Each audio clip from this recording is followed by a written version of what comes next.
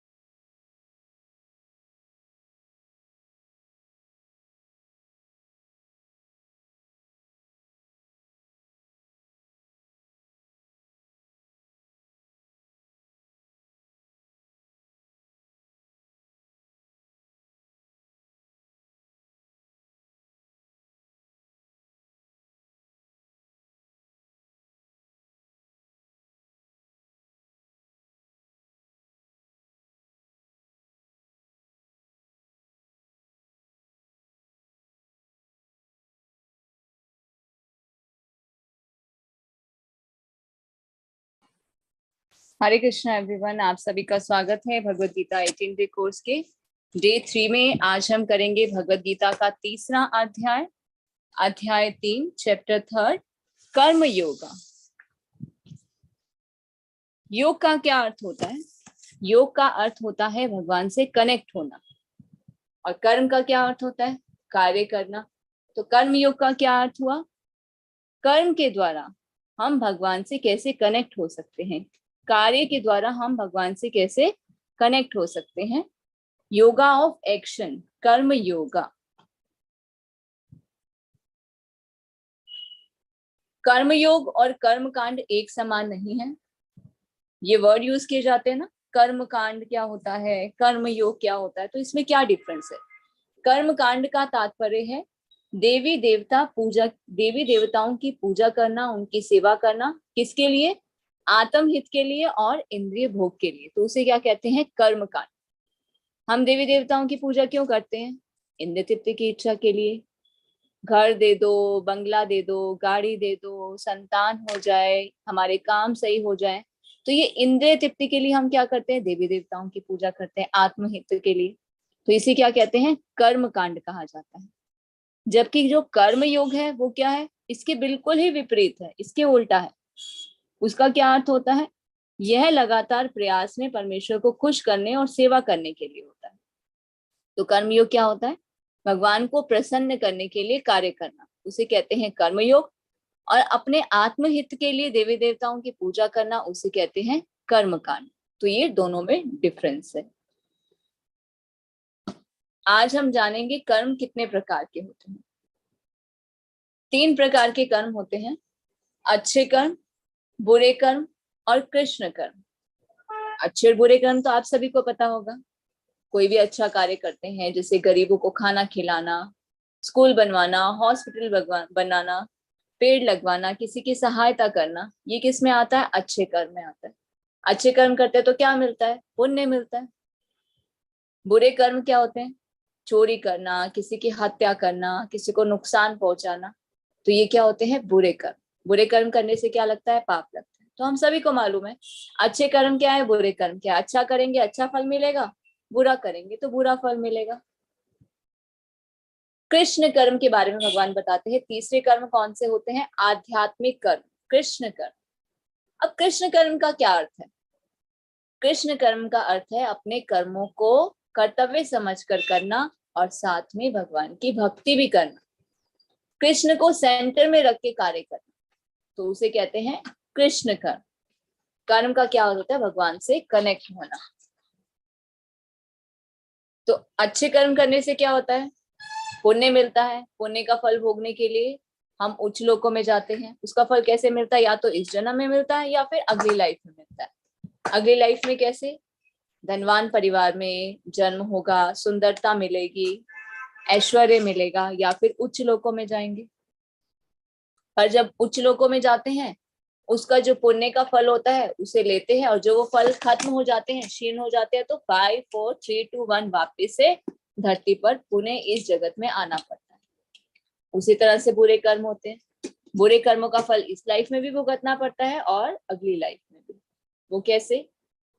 इस लाइफ में दुख और समस्याएं आती हैं, अगली लाइफ में गरीब परिवार में जन्म होगा, कुरूप होंगे, शरीर के किसी अंग का ना होना, शारीरिक विकलांगता, ऐसी स्थिति होती है, या फिर नरक में जाना पड़ता है, पशु योनि में जाना पड़ता है। और कृष्ण कर्म करने से क्या होता है? कृष्ण कर्म करने से जन्म मृत्यु का चक्र नहीं मिलता, कर्म का कोई भी बंधन नहीं लगता। और फिर कहाँ जाते हैं? इस शरीर को त्याग करने के बाद भगवान के धाम, भगवत धाम पहुंचते हैं। क्योंकि क्या कर रहे हैं? साथ में भक्ति करें, कर्म भी करें और साथ में भक्ति भी करें। तो सारे कर्म कैसे हो जाएंगे? कृष्ण कर्म हो जाएंगे अगर हम भक्ति करते हैं। तो इसे हम सरल तरीके से ऐसे समझ सकते हैं, कृष्ण कर्म का अर्थ है अपने कर्मों को करना और साथ में भक्ति करना। तो हम जो भी कर्म करते हैं वो कृष्ण कर्म कर बन जाते हैं। तो उसका मतलब ये नहीं कि हमें बुरे कर्म भी साथ में करने। पता है जो चीज गलत है उसे नहीं करना चाहिए, गलत करेंगे तो उसका गलत फल मिलेगा। तो जैसे एक बिजनेसमैन होता है, बिजनेसमैन क्या करता है? धन कमाता है, पैसे इकट्ठा करता है और कहाँ चला जाता है? छुट्टी मनाने जाता है। पैसे जैसे ही खत्म हो जाते हैं वापस अपने काम पर लौट आता है। उसी तरह से अच्छे कर्मों का फल होता है। अच्छे कर्म किए, वो पुण्य इकट्ठा किया, पुण्य का फल भुगता, और जैसे ही वो फल खत्म हो गया वापस से अपने काम पे, वापस से कर्म करने शुरू। उसी तरह से बुरे कर्म का होता है। जैसे कि क्रिमिनल होता है, क्रिमिनल क्या करता है? चोरी की, हत्या की, तो उसे क्या करते हैं? जेल में बंद कर देते हैं, तो उसे सजा मिलती है। फिर उसकी सजा जब खत्म हो जाती है वो क्या करता है? बाहर आता है, फिर से अपने कर्म करता है। इस तरह से जन्म मृत्यु का चक्र चलता रहता है अगर हम अच्छे और बुरे कर्म करते हैं। पर जब हम कृष्ण कर्म करते हैं, भगवान को सेंटर में रख के कार्य करते हैं, भगवान को प्रसन्न करने के लिए कार्य करते हैं, साथ में भक्ति करते हैं, तो हमारे सभी कर्म कृष्ण कर्म बन जाते हैं। हमें जन्म मृत्यु का चक्र नहीं भोगना पड़ता। तो ये होते हैं 3 प्रकार के कर्म। कौन कौन से हैं? अच्छे कर्म, बुरे कर्म और कृष्ण कर्म। अच्छे कर्म करेंगे पुण्य मिलेगा, बुरे कर्म मिलेंगे पाप मिलेगा, और कृष्ण कर्म करेंगे कोई भी पुण्य और पाप का फल भुगतने के लिए बार बार जन्म मृत्यु के चक्र में नहीं आना पड़ेगा। कहाँ जाएंगे? भगवान के धाम, भगवत धाम जाएंगे। अर्जुन ने कहा, हे जनार्दन, हे केशव, यदि आप बुद्धि को सकाम कर्म से श्रेष्ठ समझते हैं तो फिर आप मुझे इस घोर युद्ध में क्यों लगाना चाहते हैं? अब अर्जुन भगवान को क्या कह रहे हैं?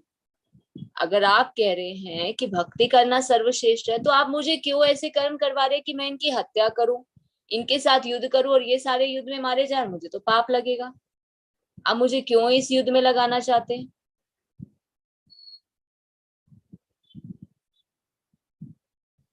आपके व्यामिश्रित अनेकार्थक उपदेशों से मेरी बुद्धि मोहित हो गई है, अतः कृपा करके निश्चय पूर्वक मुझे बताएं कि इनमें से मेरे लिए सर्वाधिक श्रेयस्कर क्या है। एकम वदम, देखिए दूसरी लाइन में जो पहला वर्ड आ रहा है, तद एकम वदम। एकम वदम का क्या मतलब है? एक चीज बता दीजिए। अर्जुन कह रहे हैं, कभी तो आप बोलते हो कर्म कर, क्षत्रिय होने के नाते तेरा कर्तव्य है कर्म कर, कर्म के फल को मुझे समर्पित कर दे, और अब कहते हो भक्ति करो, कृष्ण कर्म करो। मुझे नहीं समझ में आ रहा क्या करना चाहिए, मैं तो कंफ्यूज हूँ। कल भी प्रभु जी का क्वेश्चन था ना, अभी प्रभु जी का शायद ये क्वेश्चन था। ये कर्म की बारीकियों को समझना बहुत मुश्किल है। अर्जुन भी कंफ्यूज हो रहे हैं कि मैं क्या करूं। एकम वदन, भगवान एक चीज मुझे बताइए कि मुझे क्या करना चाहिए, सबसे अधिक सर्वश्रेष्ठ मेरे लिए क्या है। तो श्री भगवान ने कहा, श्री भगवान उवाचो, हे निष्पाप अर्जुन, मैं पहले ही बता चुका हूं कि आत्म साक्षात्कार का प्रयत्न करने वाले दो प्रकार के पुरुष होते हैं। कुछ इसे ज्ञान योग द्वारा समझने का प्रयत्न करते हैं और कुछ भक्तिमय सेवा के द्वारा।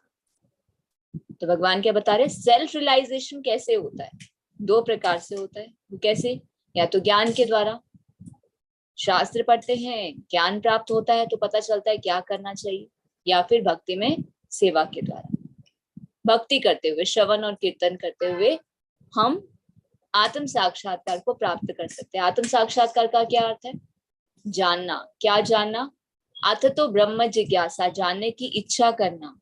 मैं कौन हूँ, भगवान कौन है, मेरा भगवान से क्या संबंध है, हम इस भौतिक जगत में क्यों आते हैं, ये जीवन में समस्याएं क्यों आती हैं, इन समस्याओं से बाहर कैसे निकल सकते हैं, ये जन्म और मृत्यु का चक्र क्यों होता है, मृत्यु के बाद हम कहाँ चले जाते हैं, आखिर जीवन का लक्ष्य और अर्थ क्या है।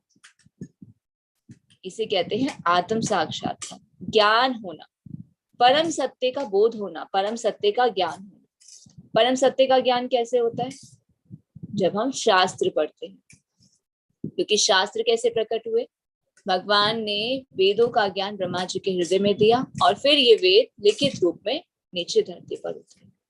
तो ये प्रमाणिक है, इसमें कोई भी छल नहीं है। ऐसा नहीं है कि किसी ने बना दिया, किसी ने अपने मन से लिख दिया, नहीं, ये भगवान द्वारा प्रमाणिक गुरु शिष्य परंपरा प्रणाली द्वारा हमें प्राप्त हुए हैं। भगवत गीता क्या है, वेदों उपनिषदों का सार है। सभी पुराणों में सर्वश्रेष्ठ क्या है, श्रीमद् भागवतम।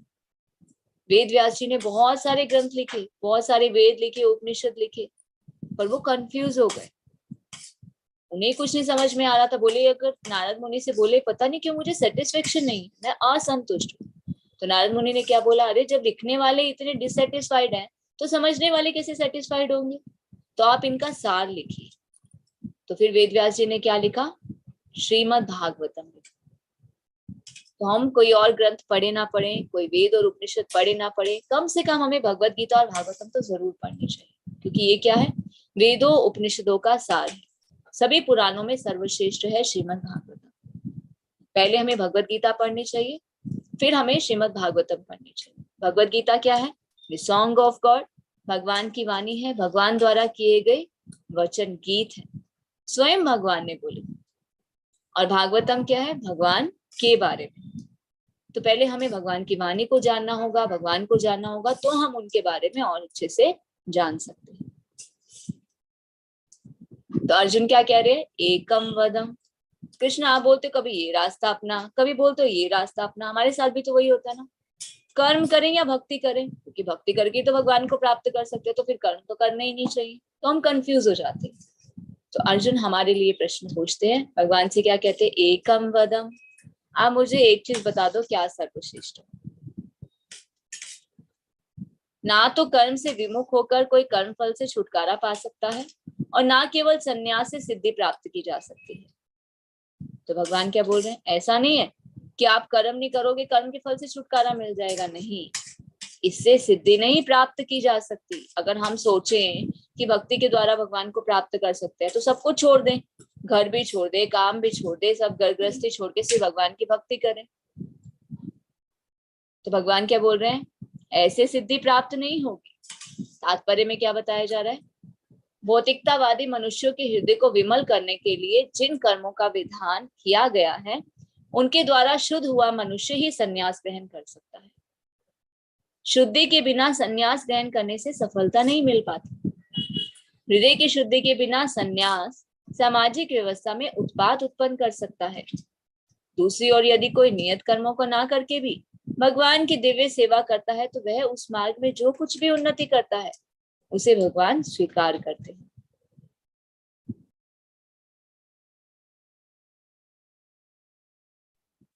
तो भगवान यहाँ पर क्या बता रहे हैं, भौतिकतावादी मनुष्य के हृदय को पहले स्वच्छ करना होगा। ये कर्मों का विधान कैसे कर सकते हैं? ऐसा नहीं है कि सब कुछ छोड़ के संन्यास ग्रहण कर लिया।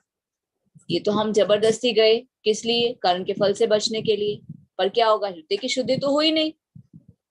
हम तो सिर्फ बचने का प्रयास कर रहे हैं। कई बार हम देखते हैं ना समाज में, साधु महात्मा है, क्या करते हैं?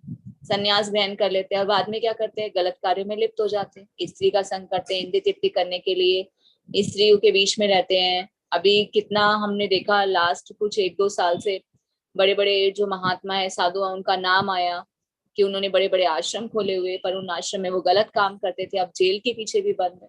तो ये क्या होता है? ऐसे व्यक्ति जो बिना हृदय की शुद्धि के संन्यास ग्रहण कर लेते हैं, वो क्या करते हैं? उत्पात मचाते हैं। सबसे पहले क्या जरूरी है? हृदय की शुद्धि करना। हृदय की शुद्धि कैसे होती है? जब पूर्ण रूप से भगवान के शरणागत होते हैं। तो परफेक्शन चाहिए। परफेक्शन करने के लिए क्या चाहिए? पहले तो शास्त्र पढ़ने होंगे, ज्ञान तो प्राप्त करना पड़ेगा ना। बिना ज्ञान प्राप्त के कैसे जान सकते कि क्या सही है और क्या गलत है? शास्त्रों का क्या उद्देश्य है? शास्त्र क्यों पढ़ते हैं? शास्त्र में क्या लिखा है? What to do, what not to do, क्या करना चाहिए और क्या नहीं करना चाहिए।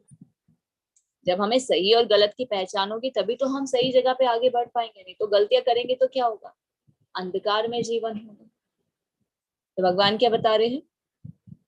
हृदय की शुद्धि के बिना संन्यास सामाजिक व्यवस्था में उत्पात उत्पन्न करता है। दूसरी ओर यदि कोई नियत कर्मों को ना करके भी भगवान की दिव्य सेवा करता है, तो उस मार्ग में जो कुछ भी उन्नति करता है भगवान उसे स्वीकार करता है। भगवान कह रहे हैं सब कुछ छोड़ छाड़ के संन्यास ग्रहण करोगे, उससे सिद्धि नहीं मिलेगी। अगर मेरी भक्ति करते हो तो फिर मैं उसे स्वीकार कर सकता हूँ। और ऐसा नहीं जंगल में गए, तपस्या कर रहे हैं, ध्यान कर रहे हैं, उससे मैं नहीं मिलता। भगवान क्या है? भाव और प्रेम की ग्राही। भक्ति के द्वारा ही भगवान को प्राप्त किया जा सकता है। जो कर्मेंद्रियों को वश में तो करता है, किंतु जिसका मन इंद्रिय विषयों का चिंतन करता रहता है, वह निश्चित रूप से स्वयं को धोखा देता है और मिथ्याचारी कहलाता है। अब हम यहाँ स्क्रीन पर देख सकते हैं, ये साधु महात्मा क्या कर रहे हैं। ड्रेस कैसा है? साधु वाला, दाढ़ी है, गले में माला पहन रखी है, भगवा वस्त्र पहन रखे हैं, पर क्या कर रहे हैं? कमंडल भी धारण किया हुआ है। हाथ में क्या है? सिगरेट। कान में क्या लगा रखा है? फोन। ठीक है, फोन ठीक है, आप बात कर सकते हैं, कुछ समस्या है उसका समाधान करने के लिए इसे यूज कर सकते हैं, पर सिगरेट का क्या मतलब है? आपने तो साधु वेश धारण किया हुआ है, आप क्या करें? आपका मन तो इंद्रिय विषय में लगा हुआ है, तो आपने सब कुछ कहाँ छोड़ दिया? अभी भी तो इंद्रिय तृप्ति कर रहे हैं। तो ऐसे व्यक्ति क्या करते हैं? अपने आप को धोखा देते हैं। तो अगर कोई इनका संग करता है तो वो क्या होता है? वो भी मिथ्याचारी बन जाता है। इसलिए हमें कभी भी, भगवान यहाँ पर क्या बताना चाह रहे हैं, कभी भी हमें अंधविश्वास की तरह लोगों पर विश्वास नहीं करना चाहिए। अभी तो बहुत बड़ी बड़ी धर्म की दुकानें खुली है ना, अलग अलग धर्म संस्थाएं खुल गई हैं, बड़े बड़े साधु महात्मा बनकर बैठ गए हैं, ज्ञान बांटते हैं। पर क्या करते हैं? बड़े बड़े आश्रम बनाते हैं, उसमें ऐशो आराम से रहते हैं, इंद्रिय तृप्ति करते हैं। तो वो कौन है? मिथ्याचारी, अपने आप को धोखा दे रहे हैं। तो वो कैसे दूसरों को ज्ञान बांट सकते हैं? तो ऐसे लोगों से बचकर रहना चाहिए।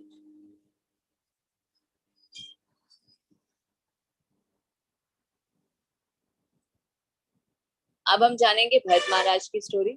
सॉरी, थोड़ा नॉइस है यहाँ पर, एक सेकेंड। हम भरत महाराज की स्टोरी जानेंगे, भागवतम में इसका वर्णन है। भरत महाराज कौन है? भरत महाराज ऋषभ देव के 100 पुत्रों में से एक थे, जिनके नाम पर ही भारतवर्ष नाम पड़ा था। तो पहले क्या होता था? भगवान को प्राप्त करने के लिए ऑस्टेरिटी की जाती थी। क्या ऑस्टेरिटी? सब कुछ छोड़ छाड़ के जंगल में जाना पड़ता था। किस लिए? ताकि भगवान पे ध्यान केंद्रित कर सके। तो भरत महाराज ने क्या किया? भगवान को प्राप्त करने के लिए, योग सिद्धि प्राप्त करने के लिए अपना राज्य छोड़ा, कार्यभार छोड़ा, घर परिवार को सब छोड़ा और जंगल में गए। किस लिए? भगवान को प्राप्त करने के लिए। पर जंगल में जब गए तो वहां पे एक छोटी सी कुटिया बनाई नदी के पास। वहां पर क्या करते थे? यज्ञ करते थे, नाम स्मरण करते थे, भगवान को याद करते थे। तो पूरा दिन उनका उसी में ही रहता था। वो क्या कर रहे थे? सिद्धि प्राप्त करने के लिए योग कर रहे थे, भगवान से संबंध स्थापित करने के लिए ये सब क्रियाएं कर रहे थे। जंगल में तो बहुत सारे जीव जंतु होते हैं। तो वहां पे एक हिरनी थी। जब भरत महाराज यज्ञ कर रहे होते थे तो वो हिरनी क्या करती थी? उनके आसपास घूमती रहती थी। तो एक बार भरत महाराज ने देखा कि एक शेर जो है उस हिरनी के पीछे बहुत तेजी से भाग रहा है, और वो हिरनी उस शेर से बचने के लिए नदी के एक पार से दूसरे पार छलांग लगा देती है। तो डर के मारे जल्दी जल्दी में क्या होता है? हिरनी का जो बच्चा है वो वहीं पे डिलीवर हो जाता है और हिरनी के डर के मारे मृत्यु हो जाती है। तो भरत महाराज ये सब दृश्य देख रहे थे। देखकर उनका हृदय बहुत विदीर्ण हुआ। अरे इस छोटे से बालक का जन्म हुआ है पर इसकी माता तो मर गई है, अब इस हिरनी के बच्चे का पालन पोषण कौन करेगा? तो भरत महाराज क्या करते हैं, हिरनी के बच्चे को अपनी कुटिया में ले आते हैं, उसका पालन पोषण करते हैं, उसका ध्यान रखते हैं, उसके लिए सभी व्यवस्था करते हैं। तो क्या होता है, धीरे धीरे उनकी आसक्ति किसमें हो जाती है, हिरनी के बच्चे में हो जाती है। जो वो यज्ञ कर रहे थे, तपस्या कर रहे थे, वो धीरे धीरे कम हो गई, टाइम डाइवर्ट हो गया। अब हिरनी का बच्चा और बड़ा हो रहा है, उनका समय और उसके साथ जा रहा है। तो धीरे धीरे जो भी वो क्रियाएं करते थे, यज्ञ करते थे, तपस्या करते थे, वो क्या हो गया, कम होना शुरू हो गया। अब अंत समय तो सभी का आता है, उसी तरह से भरत महाराज का भी आया। अब अंत समय में भी उनको किसकी चिंता हो रही थी, ये हिरनी के बच्चे का क्या होगा, मेरे बिना ये कैसे रहेगा, इसको कौन नहलाएगा, इसे कौन खाना खिलाएगा, इसे इसकी देखभाल कौन करेगा। तो यही सोचते सोचते भरत महाराज की मृत्यु हो गई। तो जब भरत महाराज की मृत्यु हुई तो उन्हें नेक्स्ट बर्थ कौन सा मिला। अब उनका लास्ट समय में वो क्या याद कर रहे थे, हिरनी के बारे में, हिरण के जो बच्चा था उसके बारे में सोच रहे थे। तो नेक्स्ट लाइफ में वो क्या बने, हिरण बने। पर जो भक्ति की होती है ना, वो अधूरी नहीं जाती। स्मरण पहले करते थे, फिर स्मरण छूट गया, तो उन्हें उससे भी हिरण का जो लाइफ मिला था, उन्हें भरत महाराज के बाद जो हिरण का लाइफ मिला था, वो गुजारने के बाद उन्हें फिर से जो जीवन मिला, फिर से जो शरीर मिला, वो कौन सा मिला, जड़ भरत के रूप में, मनुष्य रूप में मिला। तो उनका जन्म कहाँ हुआ, साधु महात्माओं के बीच में हुआ, क्योंकि जो उन्होंने पहले भक्ति की थी, जो अधूरी रह गई थी, उसे पूरा करने का मौका मिला। तो अब साधु महात्माओं के बीच में थे, शुरू से भगवान के बारे में जानने को मिला, तो फिर से भगवान की भक्ति में लग गए। तो इस प्रकार जड़ भरत के रूप में भगवान की भक्ति करते हुए अपने जीवन के उद्देश्य को वो पूर्ण कर पाए। हमेशा भगवान के नाम का स्मरण करते थे और अंत समय में भगवान को याद करते हुए भगवान के धाम में। तो इस स्टोरी से हमें क्या सीखने को मिलता है, सब कुछ छोड़ छाड़ के इंद्रियों पे कंट्रोल करना मुश्किल है। हमारी आसक्ति कभी भी कहीं भी हो सकती है। अब भरत महाराज ये भी तो कर सकते थे, हिरनी के बच्चे के साथ साथ भक्ति कम करना बंद ना करते, भक्ति को साथ साथ करते रहते। ऐसा भी तो हो सकता था, वो हिरण का जो बच्चा था, उनकी भक्ति को देखते देखते, उनका संग करते करते उसको भी अच्छी स्वीकृति प्राप्त होती, उसको भी आगे अच्छा शरीर मिलता। पर भारत महाराज ने क्या किया, भगवान को छोड़ दिया और इंद्रिय तृप्ति में ज्यादा लग गए। दोनों काम भी कर सकते थे, उसको भी संभाल सकते थे, भगवान की भक्ति भी कर सकते थे, उन्होंने सब कुछ छोड़ दिया। तो छोड़ने के बाद उन्हें कौन सा जन्म मिला, फिर वही बॉडी मिली जिसका वो चिंतन करते। तो इसलिए भगवान क्या कहते हैं, सब कुछ छोड़ के तुम मुझे प्राप्त करना चाहते हो, वो मुश्किल है। मेरी भक्ति करते हुए अगर कर्म करते हो ना, कर्म करते हुए मेरी भक्ति करते हो, तो तुम मुझे प्राप्त कर सकते हो, मैं उसे स्वीकार करता हूं। तो हमें क्या करना चाहिए, निरंतर भगवान का स्मरण करना चाहिए। तो क्या कहते हैं भगवान, अंत काल में जो मेरा स्मरण करता है वो मुझे प्राप्त करता है। जिस भाव से, जो जिस भाव का स्मरण करता है, उस शरीर को वो प्राप्त करता है। अब कुछ लोगों के मन में प्रश्न क्या आता है कि अगर हमें लास्ट टाइम में भगवान ना याद आए तो भगवान क्या बोलते हैं, अगर निरंतर मेरा स्मरण करे तो ये मेरी गारंटी है कि अंत काल में मैं स्वतः ही तुम्हें याद आ जाऊं। तो हमें क्या करना है, निरंतर रूप से अपने कर्म करने हैं, नियत कर्मों को बहुत अच्छे से करना है, कर्म करने बंद नहीं करनी। इसका मतलब, भक्ति का मतलब ये नहीं है कि काम वाम सब छोड़ दिया, घर परिवार छोड़ दिया, बच्चे भूखे हैं, बच्चों को नहीं देख रहे, परिवार की चिंता नहीं करे, अपना बिजनेस नहीं करे, सिर्फ भक्ति करे। भगवान उससे प्रसन्न नहीं होते। भगवान किससे प्रसन्न होते हैं, अगर हम अपने नियत कर्मों को करते हैं और साथ में भगवान की भक्ति करते हैं। पर एक साइड में कुछ लोग क्या प्रश्न करते हैं, अरे वो ब्रह्मचारी गलत है जिन्होंने अपने परिवार वालों को छोड़ दिया। उन्होंने देखा कि हम नहीं निभा सकते, अभी उन्होंने कर्म का कोई भी बंधन नहीं लिया था, विवाह नहीं किया, कोई भी रिस्पॉन्सिबिलिटी नहीं, तो ब्रह्मचारी बन सकते हैं। पर अगर आप ऑलरेडी ग्रस्त हैं, विवाह कर चुके हैं, बिजनेस कर रहे हैं, नौकरी कर रहे हैं, तो उसका मतलब ये नहीं कि सब कुछ छोड़ देंगे, साथ में भगवान की भक्ति करनी चाहिए। तो छोड़ना कुछ नहीं है, सिर्फ जोड़ देना है, कृष्ण को अपने जीवन में जोड़ देना है। श्री विष्णु के लिए यज्ञ के रूप में कर्म करना चाहिए, अन्यथा कर्म के द्वारा इस भौतिक जगत में बंधन उत्पन्न होता है। अतः हे कुंती पुत्र, उनकी प्रसन्नता के लिए अपने नियत कर्म करो, इस तरह तुम बंधन से सदा मुक्त होगी।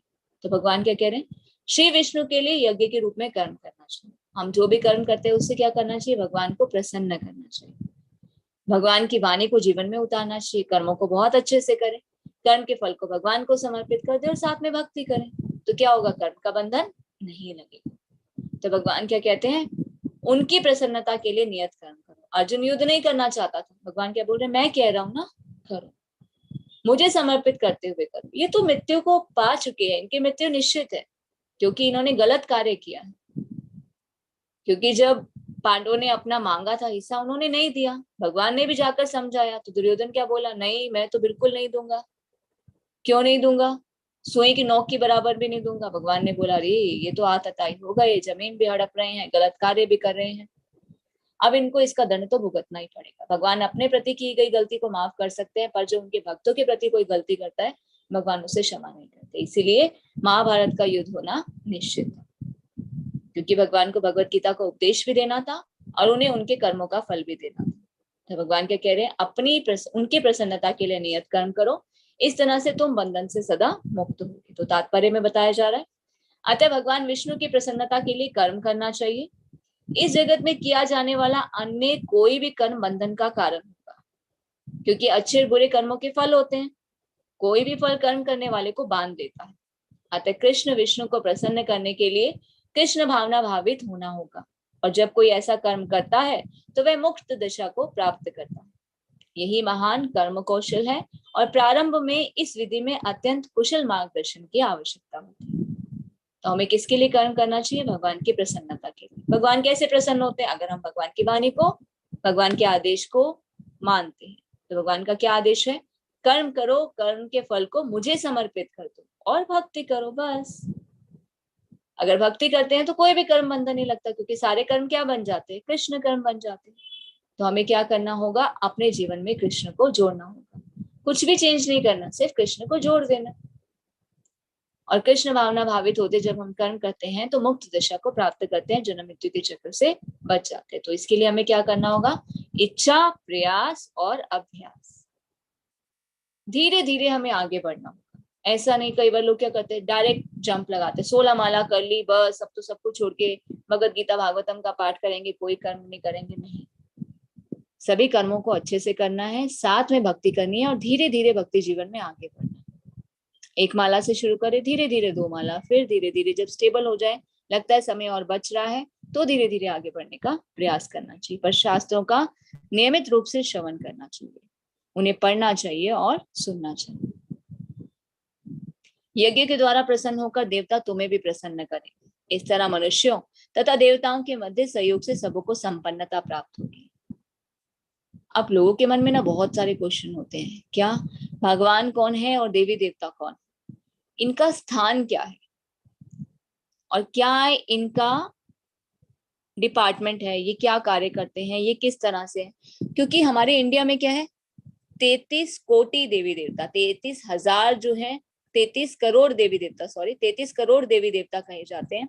हम क्या करते हैं, उन सभी को ही भगवान मानते हैं। एक भगवान, हमें पता ही नहीं कि एक भगवान है, भगवान तो एक है। ये खाली इस्कॉन वाले नहीं कहते, या कृष्ण भक्त के द्वारा नहीं कहा जाता, शास्त्र ये बताते हैं कि कृष्णस्तु भगवान स्वयं, भगवान तो सिर्फ एक है, कृष्ण। अब भगवद गीता में हम पढ़ते हैं, बार बार क्या आता है, श्री भगवान उवाच।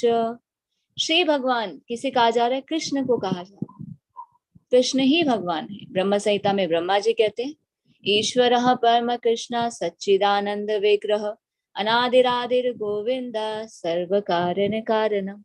कृष्ण ही ईश्वर है, उनका सच्चिदानंद विग्रह है, ना तो उनका आदि है ना अंत है, वे सभी कारणों के मूल कारण। तो ये तो हमारे आचार्य द्वारा बताया गया है, ब्रह्मा जी द्वारा बताया गया। ब्रह्मा जी सृष्टि के प्रथम रचयिता, प्रथम जीव है, वही इसके बारे में बताते हैं। ये ब्रह्म संहिता क्या है, ब्रह्मा जी का रियलाइजेशन। जब उन्होंने जो रियलाइज किया, भगवान के दर्शन किए, भगवान को जाना, तो उन्होंने वो स्तुति की, प्रार्थना की। तो बहुत ही सुंदर प्रार्थना है ब्रह्म संहिता। तो यहाँ क्या बताया जा रहा है, यज्ञ के द्वारा प्रसन्न होकर देवता तुम्हें भी प्रसन्न करेंगे। तो भगवान जब इस सृष्टि की रचना करते हैं तो क्या करते हैं, अपना एक्सपेंशन करते हैं। वो कैसे, सबसे पहले अपना एक्सपेंशन करते हैं संकर्षण के रूप में, फिर विष्णु के रूप में। विष्णु और कृष्ण में क्या डिफरेंस है, बहुत कंफ्यूजन होती है। कृष्ण पहले आए या विष्णु पहले आए, कृष्ण बड़े हैं या विष्णु बड़े हैं, दोनों सेम है, एक ही है। कृष्ण और विष्णु एक ही है, फॉर्म अलग अलग है। पिता एक ही होते हैं ना, पिता घर में भी रहते हैं और बाहर जाकर काम भी करते हैं। उसी तरह से कृष्ण गोलोक वृंदावन में भी है और सृष्टि की पालन करने के लिए विष्णु के रूप में भी है। तो भगवान क्या करते हैं, अपना विस्तार करते हैं। किस लिए? सृष्टि की रचना में जो भी कार्यभार है उसको संभालने के लिए। तो कृष्ण अपना विस्तार कैसे करते हैं? संकर्षण के रूप में और फिर विष्णु के रूप में। विष्णु में भी 3 विष्णु है। कौन से हैं? महाविष्णु, फिर गर्भोदकशायी विष्णु और फिर शिरोदकशायी विष्णु। महाविष्णु के रूप में अनेकों ब्रह्मांड उत्पन्न करते हैं और फिर गर्भोदकशायी विष्णु के रूप में गर्भोदकशायी विष्णु के नाभि कमल से ब्रह्मा जी उत्पन्न होते हैं। ब्रह्मा जी को हमने देखा ना, किस पे बैठे होते हैं? लोटस पे, कमल पे बैठे होते हैं। तो ब्रह्मा जी कहाँ से उत्पन्न हुए हैं? गर्भोदकशायी विष्णु के नाभि कमल से उत्पन्न हुए। तो भगवान ने ब्रह्मा जी को क्या दिया? डिपार्टमेंट दिया सृष्टि की रचना करने का। और विष्णु का क्या डिपार्टमेंट है? सृष्टि का पालन करने का। और शिवजी जी का क्या डिपार्टमेंट है? सृष्टि का विनाश करने का। फिर ब्रह्मा जी ने आगे कैसे किया? ब्रह्मा जी ने आगे जो अपना एक्सपेंशन किया, 4 पुत्र उत्पन्न किए। कौन कौन से? सनक, सनातन, सनंदन और सनत कुमार। और ब्रह्मा जी ने अपने 4 पुत्रों को बोला, अब आगे सृष्टि की रचना करनी है, चलो अब विवाह करो और सृष्टि को आगे बढ़ाओ। उनके पुत्रों ने तो मना कर दिया। क्यों? हम तो भगवान की भक्ति करना चाहते हैं, हम तो विवाह करेंगे नहीं। ब्रह्मा जी को तो बहुत क्रोध आया, अरे मेरी बात नहीं मान रहे, ऐसे कैसे सृष्टि की आगे रचना होगी, मैंने ये पुत्र उत्पन्न ही किस लिए किए। पर वो क्रोध को बाहर नहीं निकाल पाए। वो क्रोध को बाहर नहीं निकाल पाए। क्यों? क्योंकि उनका जो उद्देश्य था, बच्चों का उद्देश्य, वो सही था। भगवान की भक्ति करना चाहते, जीवन का उद्देश्य तो यही है ना, भगवान की भक्ति करना, भगवान की सेवा करना। पर उन्होंने क्रोध को दबा कर रखा। अब क्रोध को तो कोई भी दबाए, बाहर तो निकलेगा ही निकलेगा। कहाँ से निकलता है? भोहों के मध्य से। ब्रह्मा जी की भोहों के मध्य से जो क्रोध उत्पन्न हुआ, उससे कौन उत्पन्न हुए? रुद्र, शिव जी उत्पन्न हुए। अब शिव जी उत्पन्न हुए, शिव जी को बोला आगे सृष्टि का कार्यभार संभालो। आगे उन्होंने अपने जो पुत्र उत्पन्न किए, 11 अवतार हुए रुद्र के। तो उनके जो पुत्र थे वो भी उनके जैसे कैसे थे? प्रलय करने वाले। अब ब्रह्मा जी को तो बहुत टेंशन हो गई, अरे अभी तो सृष्टि की रचना भी नहीं हुई, उन्होंने प्रलय का कार्य शुरू कर दिया। तो शिव जी को बोला, आप जाओ भगवान पे ध्यान केंद्रित करो। भागवतम के 3 स्कंद के 14वें अध्याय में इसका संपूर्ण वर्णन। तो शिव जी को बोला, आप जाओ भगवान पे ध्यान केंद्रित करो, जब आपकी टर्न आएगी ना प्रलय करने की, तब आप मानो। इसीलिए हम क्या देखते हैं, शिव जी क्या करते हैं? मेडिटेशन करते हैं। किस पर मेडिटेट करते हैं? भगवान पर ध्यान केंद्रित करते हैं। तो ये 3 डिपार्टमेंट आए, सृष्टि की रचना का, पालन का और संहार का। रचना का डिपार्टमेंट किसने संभाला? ब्रह्मा जी ने। पालन करने का विष्णु जी ने और संहार करने का शिव जी ने। कहते हैं ना गॉड। गॉड का क्या अर्थ होता है? जनरेटर, ऑपरेटर और डिस्ट्रॉयर। जनरेटर का काम कौन कर रहे हैं? ब्रह्मा जी। ऑपरेट का विष्णु जी और डिस्ट्रॉय करने का शिव जी। तो इस प्रकार सृष्टि की रचना होगी। शिव जी और कृष्ण में क्या डिफरेंस है? दोनों एक ही हैं। कुछ लोग क्या बोलते हैं, अरे शिव जी से आया, शिव पुराण में पढ़ा था। शिव तत्व कोई नॉर्मल तत्व नहीं है, एक विभिन्न, अलग ही, बहुत ही यूनिक तत्व है। क्योंकि शिव जी क्या करते हैं? इस मटेरियल जगत में जो आत्माएं हैं उनको लेकर आते हैं। तो इस सृष्टि का कार्यभार वो संभालते हैं। तो जो शिव जी हैं 3 रूप में संभालते हैं। शिव जी भी अपना विस्तार करते हैं। कैसे? सदाशिव, शंभु और शिव के रूप में वो सृष्टि की रचना में भी सहायता करते हैं, पालन में भी सहायता करते हैं और संहार में भी सहायता करते हैं। इसलिए शिव जी जो है बहुत यूनिक तत्व है। शिव और कृष्ण में कोई डिफरेंस नहीं है। आए शिव जी कहाँ से हैं? कृष्ण से ही तो आए हैं। पर क्या डिफरेंस है? वो इस भौतिक जगत में जब एंटर करते हैं तो वो कृष्ण क्या बन जाते हैं? शिव बन जाते हैं, माया के कंसर्न में आ जाते हैं। प्योर स्पिरिट सोल कौन है? कृष्ण है, शुद्ध जीवी। और जब उसमें माया मिल जाती है तो वो कौन बन जाते हैं? शिव बन जाते हैं। तो ब्रह्मा जी ब्रह्म संहिता में एक श्लोक बताते हैं, क्षीरम यथा दधि। जिस प्रकार दूध से दही तो बन सकता है। अब दूध से दही कैसे बनता है? माता जी इसको तो सभी को पता होगा कि छोटा एक हम थोड़ा सा लेते हैं, जामन लेते हैं ना, दही का खट्टा जिसको बोलते हैं, आधा चम्मच अगर हम दही लेते हैं, उसे थोड़े से गर्म दूध में डालते हैं तो क्या होता है? रात भर रख देते हैं ढककर और सुबह वो दूध किस में बदल जाता है? दही में बदल जाता है। उसी तरह से कृष्ण से ही शिव आए हैं। अब दूध से दही तो बन जाती है, दही से दूध नहीं बन सकता। बन सकता है क्या? नहीं। तो शिव भगवान नहीं हो सकते, आए भगवान से हैं पर भगवान नहीं हो सकते। तो शिव जी का क्या फॉर्म है? वैश्वानाम यथा शंभु। भगवान के भक्तों में सबसे उत्तम है शिव जी। जब समुद्र मंथन हुआ था, तो जब समुद्र मंथन हुआ था उसमें से क्या निकला था? हलाहल विष निकला था। उससे ग्रहण करने के लिए कोई भी तैयार नहीं था, कोई भी देवी देवता सामने नहीं आया। शिव जी कौन है? भगवान के परम भक्त हैं। वो सामने आते हैं और वो क्या करते हैं? हलाहल विष को अपने गले में धारण कर लेते हैं, इसलिए उन्हें क्या कहते हैं? नीलकंठ। भगवान के सबसे उच्च कोटि के भक्त हैं, नंबर 1 के। इसीलिए हम देखते हैं जहां जहां भगवान की लीलाएं हुई वहां पर शिव जी का मंदिर। वृंदावन जाते हैं तो वहां पर कौन है? गोपेश्वर महादेव, सबसे पहले उनके दर्शन करने जाते हैं। भगवान का जो घर है गोकुल, वहां पर भी बाहर शिव जी का मंदिर है। शिव जी वहां क्या करे थे? तपस्या। जब भगवान इस जरा जगत पे आए थे तो शिव जी भगवान से मिलने आते, अरे मेरे प्रभु इस धरती पर आए हैं लीला करने के लिए, मैं उनके दर्शन करना चाहता हूँ।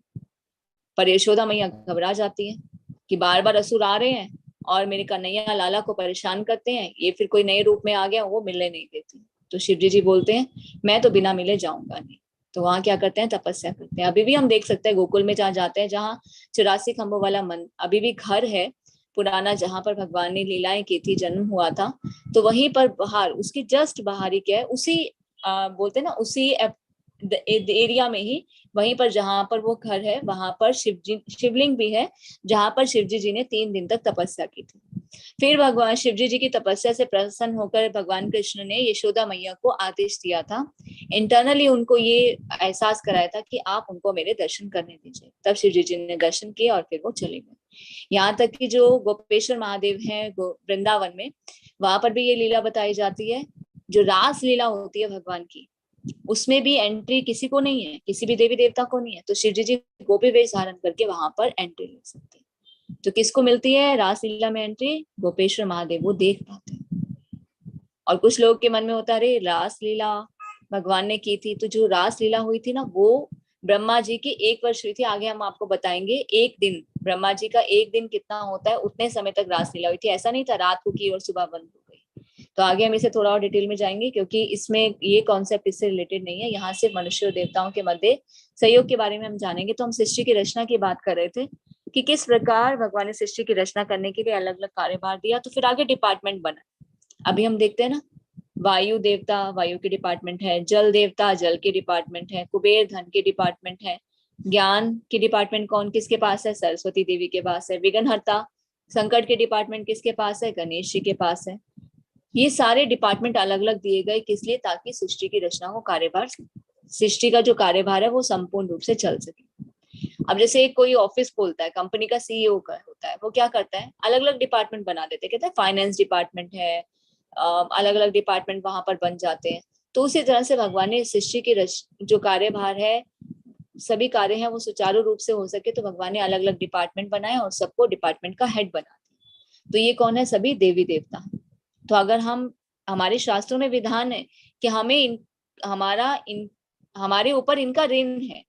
हम ले रहे हैं ना, देवी देवताओं से ले रहे हैं, जल ले रहे हैं, वायु ले रहे हैं, अन्न ले रहे हैं, अन्न देवता से अन्न ले रहे हैं। तो हम जिससे लेते हैं तो क्या होता है? हम उसके ऋणी हो जाते हैं। तो हम पे ऋण होता है, हमें इनका ऋण उतारना है। तो इसका ऋण उतारने के लिए शास्त्रों के अनुसार देवी देवताओं की पूजा करनी चाहिए और यज्ञ करने चाहिए।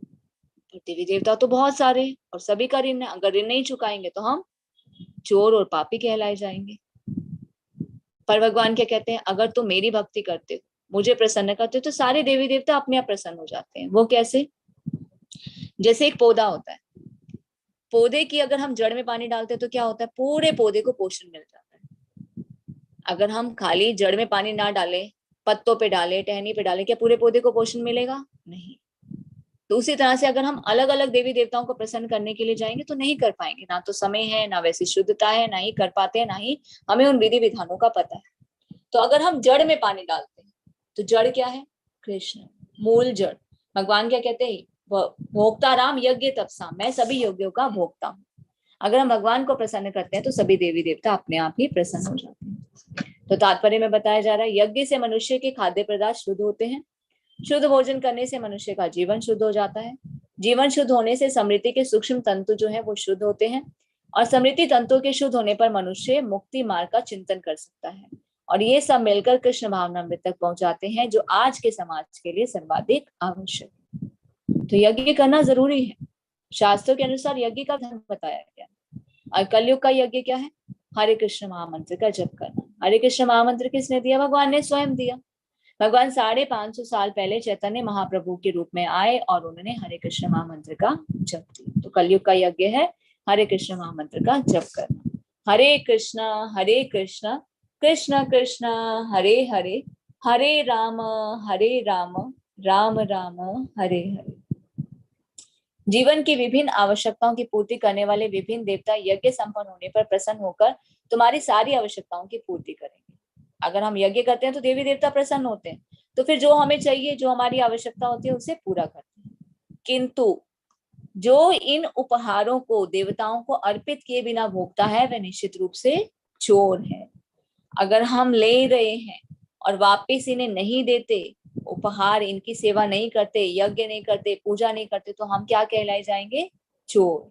ये कौन कह रहा है? भगवान स्वयं कह रहे हैं। तो तात्पर्य में बताया जा रहा है देवतागण भगवान विष्णु द्वारा भोग सामग्री प्रदान करने के लिए अधिकृत किए गए। तो भगवान ने क्या किया? एक सिस्टम बनाया, सृष्टि की रचना की, सभी देवताओं को डिपार्टमेंट दिया कि आप संभालिए और जो आपसे मांगे इनकी आवश्यकताओं को पूरा कीजिए। तो हमें क्या करना चाहिए? नियत यज्ञ करने चाहिए इनको संतुष्ट करने के लिए, देवी देवताओं को संतुष्ट करने के लिए। तो वेदों में विभिन्न देवताओं के लिए भिन्न भिन्न प्रकार के यज्ञों की संस्तुति है। वेदों में बताया गया है कि किसके लिए कौन सा यज्ञ करना चाहिए, कैसे देवी देवताओं को प्रसन्न कर सकते हैं। आपको भी काफी कुछ मालूम होगा कि अलग अलग देवी देवताओं को प्रसन्न करने के मंत्र भी होते हैं, यज्ञ भी होते हैं। और भगवान क्या बताते हैं? ये सब मुझे ही अर्पित कर दिए जाते हैं। हम अगर देवी देवताओं की भी पूजा करें ना, तो इनडायरेक्ट वे में हम कर तो भगवान की ही रहे, क्योंकि देवी देवता क्या करते हैं? उसका फल उन्हें ट्रांसफर, भगवान को ट्रांसफर कर देते हैं। क्योंकि परम भोक्ता कौन है? कृष्ण है। भगवान स्वयं कहते हैं भोक्ता राम यज्ञ तपसा, मैं हूँ परम भोक्ता। तो हम जो देवी देवताओं को ऑफर करते हैं वो कृष्ण को चला जाता है। तो इनडायरेक्टली हम किसे सर्व करें? भगवान को ही सर्व करें। किंतु जो यह नहीं समझ सकता कि भगवान क्या है, उसके लिए देव यज्ञ का विधान है। अब कुछ लोगों को तो पता ही नहीं है भगवान कौन है, भगवान को कैसे प्रसन्न कर सकते हैं। तो उन्हें क्या करना चाहिए? देवी देवताओं की पूजा करनी चाहिए, उन्हें प्रसन्न करना चाहिए। अगर नहीं करेंगे तो हम चोर हैं। अनुष्ठानकर्ता के भौतिक गुणों के अनुसार वेदों में विभिन्न प्रकार के यज्ञों का विधान है। विभिन्न देवताओं की पूजा भी उसी आधार पर अर्थात गुणों के अनुसार की जाती है। हमारे वेदों में बताया गया है कौन से देवी देवता को प्रसन्न करने के लिए कौन सा यज्ञ करना चाहिए, कैसे पूजा करनी चाहिए, किस गुण के आधार पर करनी चाहिए। तो हमें क्या करनी चाहिए? शास्त्र पढ़ने चाहिए।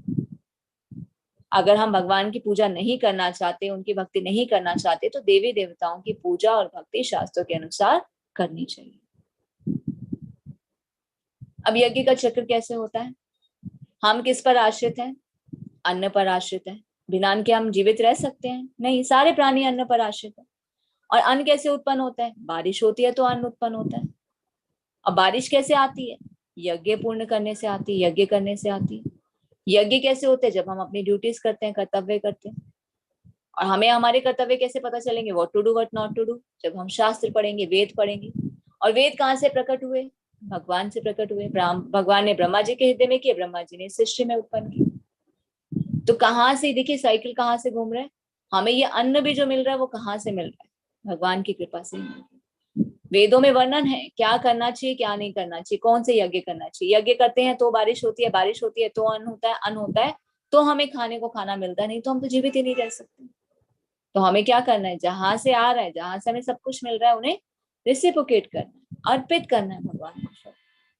भगवान हमारे किसी चीज के भूखे नहीं है। भगवान नहीं चाहते कि हम उन्हें डोनेशन दे, जाकर पैसा दे। भगवान तो सारे जगत के स्वामी। भगवान नहीं चाहते कि हम उन्हें खाना खिला रहे, वो तो पूरे जगत को खिलाने वाले। भक्ति करना, भगवान को कुछ ऑफर करना, ये क्या है? प्रेम, अपना लव और ग्रैटिट्यूड दिखाना। एक पिता अपने बच्चों के लिए कितना कुछ करता है। सुबह से उठना, काम पर जाना, पूरा दिन थक हार के आना। वाइफ, माता क्या करती है? पूरा दिन काम करती है, बच्चों की सेवा करती है, उनका इतना ध्यान रखती है, घर का काम करती है, खाना बनाती है। किस लिए? वापसी में क्या चाहिए? क्या बच्चे पैसा कमा कर दे? नहीं। अगर बच्चे प्रेम से रहते हैं ना, तो उसमें ही प्रसन्न होते हैं। वही पिता जब थका हुआ आता है तो बच्चा क्या करता है? खाना खा रहा होता है, पापा पापा ये एप्पल आप भी खा लो मेरे साथ। वो खाना खा रहा होता है, पापा को थोड़ा सा खिला दे तो पापा क्या होते हैं? बहुत हैप्पी, प्रसन्न हो जाते हैं। मम्मी बहुत थकी हुई है, बच्चा क्या करता है? मम्मी को एक गिलास पानी दे देता है। तो उससे क्या होते हैं? मम्मी पापा प्रसन्न होते हैं। वो हमारे किसी पैसे के, किसी काम के भूखे नहीं है। क्या है, लव और ग्रेटिट्यूड जब हम दिखाते हैं तो भगवान प्रसन्न होते हैं। तो ये भक्ति करना, भगवान को भोग लगाना, भगवान को नमस्कार करना, उनकी बात को मानना, ये सब क्या है, लव और ग्रेटिट्यूड। भगवान के बारे में जानना, बार बार भगवान का स्मरण करना, तो हम भगवान को लव और ग्रेटिट्यूड अपना पेश करते हैं। भगवान उसी से प्रसन्न होते हैं, क्योंकि भगवान कौन है, सच्चिदानंद विग्रह। भगवान को हमसे कुछ नहीं चाहिए, वो किसी चीज के भूखे नहीं है, वही तो सब कुछ देने वाले। वो सिर्फ प्रेम के भूखे हैं, भाव के भूखे हैं। तो हमें प्रेम और भक्ति के साथ भगवान को ऑफर करना चाहिए। भगवान के भक्त सभी प्रकार के पापों से मुक्त हो जाते हैं, क्योंकि वे यज्ञ में अर्पित किए हुए भोजन को ही खाते हैं। अन्य लोग जो अपनी इंद्रिय सुख के लिए भोजन बनाते हैं, वे निश्चित रूप से पाप खाते हैं। तो हमें क्या करना चाहिए, भगवान को ऑफर करके खाना चाहिए। पहले भगवान को भोग लगाना चाहिए, फिर हमें खाना चाहिए। भगवान उससे प्रसन्न होते हैं। और वो कैसे लगाना चाहिए, प्रेम और भक्ति के साथ। देखिए, हम कहते हैं ना नॉनवेज नहीं खाना चाहिए, क्यों नहीं खाना चाहिए, अरे ये पाप लगता है। अब कुछ लोग क्या प्रश्न करते हैं, जो पेड़ पौधे होते हैं इनमें भी तो जान होती है, इनका जो हम तोड़ते हैं, फल तोड़ते हैं, सब्जियां तोड़ते हैं और ये खाते हैं, तो उससे भी तो हमें पाप लगता है। हाँ, उससे से भी पाप लगता है हमें, क्योंकि उनके शरीर का एक अंग हम लेते हैं, उसे खाते हैं। ठीक है, हमने तोड़ा नहीं, पर हम उसे खा तो रहे हैं, एक तरह से पाप के भागीदार तो हैं। पर जब हम भगवान को ऑफर करते हैं तो भगवान क्या करते हैं, एक दूसरे ग्रहण करते हैं और अपनी दिव्य दृष्टि से उसके अंदर जितने भी पाप होते हैं उन्हें नष्ट कर देते हैं। तो हमें पाप का फल नहीं भुगतना पड़ता। तो हमें अपने इंद्रिय सुख के लिए नहीं भोजन करना चाहिए। पहले अगर हम कुछ भी घर में बनाते हैं तो उसे पहले भगवान को ऑफर करना चाहिए और फिर खाना चाहिए, तो फिर हमें कोई भी पाप नहीं लगता। अब कुछ लोग बोलते हैं हम तो क्या करते हैं, प्याज लहसुन भी खाते हैं, नॉनवेज भी खाते हैं। तो ठीक है ना, वो भोग मत लगाइए, दूध का भोग लगा सकते हैं, पानी एक गिलास भगवान के सामने रख सकते हैं, उसमें तुलसी का पत्र डालिए। वो भी नहीं कर सकते, एक फल रख दीजिए, फूल रख दीजिए, नहीं तो तुलसी का पत्र भगवान के चरणों में चढ़ा दीजिए, भगवान उससे भी प्रसन्न होते हैं। तो भगवान क्या कहते हैं, प्रेम और भक्ति के साथ जो मुझे ऑफर करता है मैं उसे प्रसन्न होता हूँ। तो हमें पहले भगवान को ऑफर करना चाहिए और फिर खाना चाहिए। सारे प्राणी अन्न पर आश्रित हैं, जो वर्षा से उत्पन्न होती है। वर्षा यज्ञ संपन्न करने से होती है और यज्ञ नियत कर्म करने से उत्पन्न होता है। तो हमें अपने नियत कर्म करने चाहिए, कर्म करना हमारा कर्तव्य है। तो हमें शास्त्र पढ़ने चाहिए, शास्त्र में बताया गया है कि हमें कौन से यज्ञ करने चाहिए। या तो हम हरि नाम संकीर्तन करें, कलयुग का यज्ञ बताया गया, नहीं तो जैसा शास्त्रों में देवी देवताओं को प्रसन्न करने के लिए यज्ञ और विधान बताए गए हैं वो सभी हमें करने चाहिए। तो कलयुग का यज्ञ क्या है, हरे कृष्ण महामंत्र का जप करना। हरे कृष्ण महामंत्र हमें किसने दिया, भगवान ने स्वयं, भगवान स्वयं चैतन्य महाप्रभु के रूप में 550 साल पहले इस धरा जगत पर प्रकट हुए। हर युग में भगवान अवतार लेते हैं, कलयुग में भी भगवान ने अवतार लिया। कली अवतार से पहले भगवान 550 साल पहले चैतन्य महाप्रभु के रूप में। चैतन्य महाप्रभु कौन है, स्वयं कृष्ण है। और उनके लेफ्ट साइड में आप देखेंगे तो कौन है, बलराम जी, जो चैतन्य महाप्रभु के रूप में है। और कौन है, अद्वैत आचार्य। अद्वैत आचार्य कौन है, सदाशिव और महाविष्णु का कंबाइंड फॉर्म है। तो भगवान के आने से पहले अद्वैत आचार्य धरती पर आए थे, जो कि महाविष्णु और सदाशिव का कंबाइंड फॉर्म है। उन्होंने ही आह्वान किया था कि हे प्रभु, आप इस जरा जगत पर आइए और इस जगत का उद्धार कीजिए, क्योंकि अभी तो कलयुग का प्रारंभ ही हुआ है। कितने साल हुए थे कलयुग शुरू हुए, 5,500 साल लगभग हुए थे। तो बोले अभी कलयुग इतना बढ़ रहा है तो कैसे भक्ति करेंगे लोग, कैसे आपको प्राप्त करेंगे, आप आइए और उद्धार कीजिए। तो भगवान चैतन्य महाप्रभु के रूप में आए, एक भक्त के रूप में।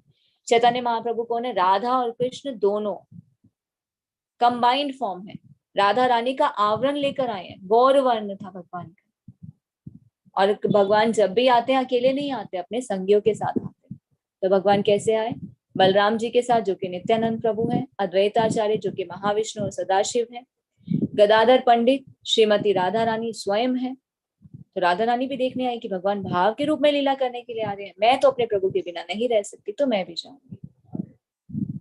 और शिवास पंडित कौन है, नारद मुनि। इसीलिए हम हरे कृष्ण महामंत्र का जप करने से पहले क्या करते हैं, पंच तत्व मंत्र करते हैं।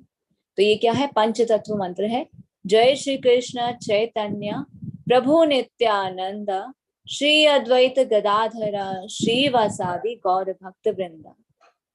हरे कृष्ण महामंत्र हमें किसने दिया, चैतन्य महाप्रभु ने दिया। इसलिए हम क्या करते हैं, उन्हें प्रणाम करते हैं कि आप हम पर कृपा कीजिए, ताकि हम हरे कृष्ण महामंत्र का जप करते हुए आपको प्राप्त कर सकें। तो इसलिए हरे कृष्ण महामंत्र का जप करने से पहले हम पंच तत्व मंत्र करते हैं। जय श्री कृष्ण चैतन्य प्रभु नित्यानंदा श्री अद्वैत गदाधर श्रीवासादि गौर भक्त वृंद। ये 5 तत्व हैं जो भगवान के साथ स्वयं इस धरती पर प्रकट हुए थे।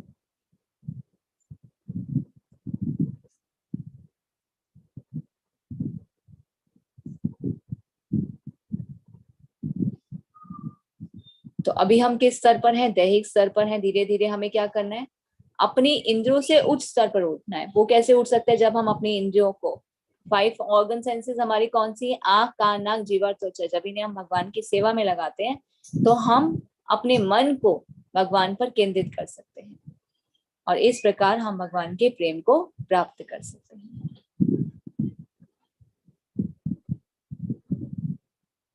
अल्पज्ञानी मनुष्य वेदों के उन अलंकारिक शब्दों के प्रति अत्यधिक आसक्त रहते हैं जो स्वर्ग की प्राप्ति, अच्छे जन्म, शक्ति इत्यादि के लिए विविध से काम करने की संस्तुति करते हैं। अल्पज्ञानी लोग क्या करते हैं? खाली वेदों के अलंकारिक शब्दों का प्रयोग करते हैं। हम देखते हैं ना, कुछ लोग क्या करते हैं, वेद शास्त्र के सारे मंत्र उनको ज्ञान, सब कुछ उन्हें मुंह जबानी याद होता है, पर अगर उनसे अर्थ पूछा जाए तो अर्थ नहीं पता। जबकि वेदों का उद्देश्य क्या है? भगवान को जानना। खाली वेद पढ़ने से कुछ नहीं होगा, वो सिर्फ एक कर्म कांड होगा, अच्छे कर्म होंगे, सकाम कर्म होंगे। उससे क्या होगा? स्वर्ग की प्राप्ति होगी, अच्छा जन्म मिलेगा, शक्ति मिलेगी। पर हमें क्या करना चाहिए? वेदों के उद्देश्य को पढ़ना चाहिए, श्लोक के साथ साथ उसके तात्पर्य को भी जानना चाहिए कि भगवान क्या कहना चाहते हैं। उच्चारण करना अच्छा है, वो एक सकाम कर्म है, पर उसका मतलब भी हमें पता होना चाहिए, क्योंकि वेदों का उद्देश्य है भगवान को जानना। तो हमारी 5 ऑर्गन सेंसेस कौन सी हैं? आंख, कान, नाक, जीभ और त्वचा। हमें इन्हें भगवान की सेवा में लगाना चाहिए। आंख को हम क्या करना चाहिए? भगवान के दर्शन करने में, शास्त्र पढ़ने में, भगवद गीता भागवतम पढ़ने में। नाक को भगवान को ऑफर किए हुए फ्लावर को स्मेल करने में। कान को भगवान के बारे में सुनने में, हरे कृष्ण महामंत्र का जब सुने, भगवद गीता भागवतम को सुने। जीवा को भगवान को ऑफर किया हुआ प्रसाद खाने में और त्वचा को भगवान की सेवा करने में। तो जब हम अपने इंद्रियों को भगवान की सेवा में लगाते हैं तो हमारा मन कंट्रोल हो जाता है। कुछ लोगों का प्रश्न होता है ना, मन को कैसे कंट्रोल करें? मन को कंट्रोल करना बहुत मुश्किल है, तो हमें क्या करना होगा? इंद्रियों को भगवान की सेवा में लगाना। तो उस प्रकार हम अपने मन को कंट्रोल में कर सकते हैं। मन को कंट्रोल में करने के लिए क्या करना होगा? इंटेलिजेंस को स्ट्रॉन्ग करना होगा, बुद्धि को हम स्ट्रॉन्ग कैसे कर सकते हैं? बुद्धि हमें क्या बताती है? क्या सही है और क्या गलत है। और क्या सही है और क्या गलत है की पहचान हमें कैसे होगी? जब हम शास्त्र पढ़ेंगे, क्योंकि शास्त्र में बताया गया कैसे कर्म करने चाहिए, क्या करना चाहिए, कैसे करने से क्या होगा। तो उससे क्या होती है? इंटेलिजेंस बढ़ती है, बुद्धि स्ट्रांग होती है। बुद्धि स्ट्रांग होगी तो क्या होगा? वो मन को आगे ट्रांसफर करती है, नहीं ये काम नहीं करना, तो हम मन पे कंट्रोल करना सीख जाते हैं। तो इससे इंद्रियों पे भी कंट्रोल कर सकते हैं। अतः कर्म फल में आसक्त हुए बिना मनुष्य को अपना कर्तव्य समझकर निरंतर कर्म करते रहना चाहिए, क्योंकि अनासक्त होकर कर्म करने से परम ब्रह्म की प्राप्ति होती है। तो हमें कर्म करना हमारा कर्तव्य है, कर्तव्य समझकर अपने नियत कर्म करने चाहिए, पर कर्म के फल से अनासक्त। अनासक्त का मतलब ये नहीं कि नहीं चाहिए नहीं चाहिए, फल नहीं चाहिए, नहीं। प्रभु आप पे छोड़ दिया, हमने अपना बेस्ट किया, अब आपकी जैसी कृपा जैसी इच्छा उसे स्वीकार करना चाहिए। तो इससे क्या होता है? परम ब्रह्म की प्राप्ति होती है। तो भगवान कृष्ण अर्जुन को क्या बोलते हैं? Be a role model. महापुरुष जो जो आचरण करता है, सामान्य व्यक्ति उसी का अनुसरण करता है।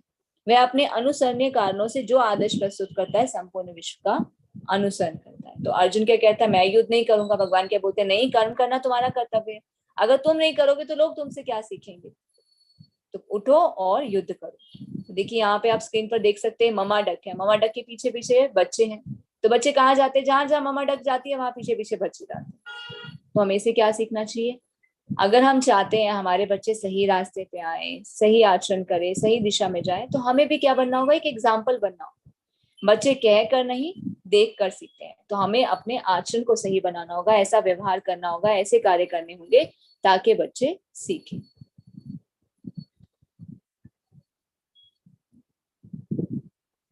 जीवात्मा अहंकार के प्रभाव से मोहग्रस्त होकर अपने आप को समस्त कर्मों का कर्ता मान बैठता है, जबकि वास्तव में वे प्रकृति के 3 गुणों द्वारा संपन्न किए जाते हैं।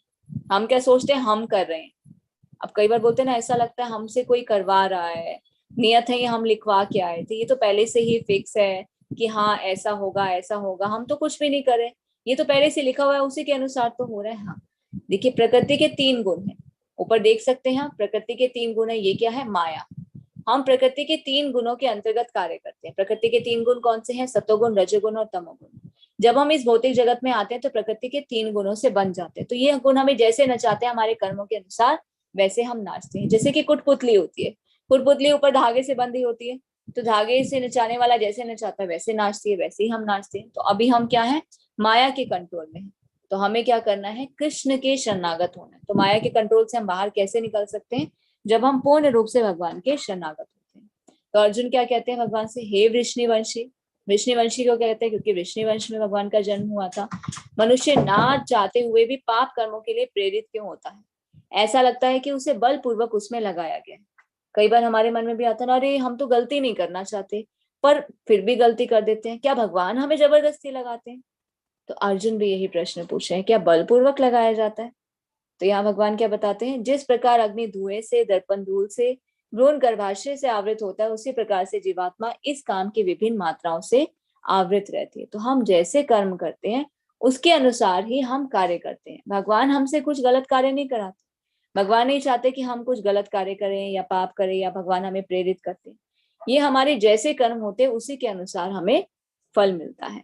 पर जब हम भक्ति करते हैं तो क्या होता है, धीरे धीरे हमारे पाप कर्म जो है वो नष्ट हो जाते हैं। अब जैसे शीशा होता है, शीशे पे बहुत धूल है, अब वो धूल कैसे हटेगी, हम अपने आप को कैसे देख पाएंगे उसमें, वो शीशा साफ कैसे होगा, धूल हटानी पड़ेगी ना। तो ये क्या है, कई जन्मों से हम क्या करें, गलतियां करते आ रहे हैं, कर्म करते आ रहे हैं, बहुत गलत हमने काम किए होंगे, तो उसका फल क्या होता है, इकट्ठा हो जाता है। पाप कर्म वो हमें भुगतने पड़ते हैं। पर जैसे जैसे हम भक्ति करते हैं, ये शीशा क्या होता है, साफ हो जाता है। जैसे जैसे हम भगवान के शरणागत होते हैं, शीशा पूर्ण रूप से साफ होता है, हमारे जो पाप कर्म होते हैं वो सब खत्म हो जाते हैं और हम शुद्ध हो जाते हैं, पाप कर्मों से निवृत्त हो जाते हैं। तो भगवान की भक्ति करते हैं, भगवान को प्राप्त कर सकते हैं। इंद्रिय, मन और बुद्धि इस काम के निवास स्थान है। इनके द्वारा यह काम जीवात्मा के वास्तविक ज्ञान को ढककर उसे मोहित कर सकता है। इंद्रिया, मन और बुद्धि क्या है, काम के निवास स्थान है। यह काम क्या करता है, ज्ञान को ढक देता है। अगर हम अपने इंटेलिजेंस को स्ट्रांग नहीं करेंगे तो क्या होगा, मन सही कार्य नहीं करेगा। इंटेलिजेंस को स्ट्रांग करने के लिए शास्त्र पढ़ने बहुत जरूरी है। अभी तक हमने बहुत सारी किताबें पढ़ी, स्कूल गए, कॉलेज गए, कितने हमने अखबारें पढ़ी होंगी, न्यूज देखी होंगी, कितनी किताबें पढ़ी होंगी, इधर उधर से ज्ञान दिया होगा। पर जो परम सत्य का ज्ञान है ना, जो एक्चुअल नॉलेज हमें लेनी चाहिए थी, आध्यात्मिक ज्ञान, वो हमने नहीं लिया। हमने अपने वेद शास्त्रों को नहीं पढ़ा। भगवत गीता, भागवतम सभी को पढ़ना चाहिए क्योंकि इसमें संपूर्ण ज्ञान है। भगवत गीता क्या है, भगवान की वाणी। भागवतम क्या है, भगवान के बारे में। तो उसका ज्ञान माया के द्वारा ढक दिया जाता है। तो हमें क्या करना चाहिए, बुद्धि को स्ट्रांग बनाना चाहिए। और वो हम कैसे कर सकते हैं, जब हम शास्त्रों का अध्ययन करते हैं। तो शास्त्र में बताते हैं what to do, what not to do. तात्पर्य में बताया जा रहा है, भगवान कृष्ण उन स्थानों का संकेत कर रहे हैं जिससे शत्रु को जीतने वाला यह जान ले कि शत्रु कहाँ पर है। मन समस्त इंद्रियों के कार्यकलापों का केंद्र बिंदु है। ये मन ही तो है ना, मन हमारा मित्र भी है और शत्रु भी है। पर मन हमारा बॉस बन के बैठा हुआ, इसलिए हम क्या करते हैं, इसके कंट्रोल में रह के कार्य करते हैं। हमें इसको बॉस नहीं बनने देना, हमें बॉस बनना है। हमें अपने मन को अपने अनुसार चलाना चाहिए। नहीं, ऐसे नहीं करना, ये कार्य मुझे नहीं करना, ऐसे करने से ऐसा होगा। हम क्या करते हैं, मन जैसा कह रहे हैं वैसा करते रहते हैं। तो उससे क्या होता है, ये सारी स्थिति उत्पन्न होती है। मोह उत्पन्न होता है, क्रोध उत्पन्न होता है, समृद्धि का नाश होता है, बुद्धि का पतन हो जाता है। तो उससे क्या होता है, आत्मा को भौतिक इंद्रियों का भोग करने की लत पड़ जाती है, जिससे वह वास्तविक सुख मान बैठता है। तो हमें क्या लगता है, अरे नहीं, बहुत सुखी हैं, कोई जरूरत नहीं है भक्ति करने की। जो सिचुएशन में होता है ना, उस सिचुएशन में अपने आप को बहुत सुखी मानते हैं। तो हमें शास्त्रों के द्वारा जानना चाहिए हमें क्या करना चाहिए, क्या नहीं करना चाहिए। तो उसी के द्वारा हम बुद्धि को स्ट्रांग करके अपने मन और इंद्रियों पे कंट्रोल कर सकते हैं। इसलिए हे भरतवंशियों में श्रेष्ठ अर्जुन, प्रारंभ में ही इंद्रियों को वश में करके इस पाप का महान प्रतीक काम का दमन करो। ज्ञान तथा आत्म साक्षात्कार की इस विनाशकर्ता का वध करो। तो भगवान क्या कह रहे हैं, इंद्रियों को कंट्रोल में करना बहुत जरूरी है। तो कंट्रोल में नहीं कर सकते क्योंकि इंद्रियों का वेग बहुत प्रबल है। जितना कंट्रोल में करने का प्रयास करते हैं उतना इनका वेग तेज हो जाता है। तो हमें क्या करना है, इनको कृष्ण की ओर मोड़ देना है। इस प्रकार हे महाबाहु अर्जुन, अपने आप को भौतिक इंद्रियों, मन तथा बुद्धि से परे जानकर मन को सावधान आध्यात्मिक बुद्धि कृष्ण भावना अमृत में स्थिर करके आध्यात्मिक शक्ति द्वारा इस काम रूपे दुर्जय शत्रु को जीत सकते हैं। तो हम कैसे जीत सकते हैं, अगर हम अपने मन को और इंद्रियों को भगवान की सेवा में लगाते हैं, इन्हें कंट्रोल करना सीख जाते हैं और आध्यात्मिक जीवन में थोड़ा प्रगति करना शुरू करते हैं, तो हम हर चीज को जीत सकते हैं। कहते हैं nothing is to be impossible. Sorry, everything is to be possible only by the grace of God. भगवान की कृपा से सब कुछ पॉसिबल है, कुछ भी इम्पॉसिबल नहीं।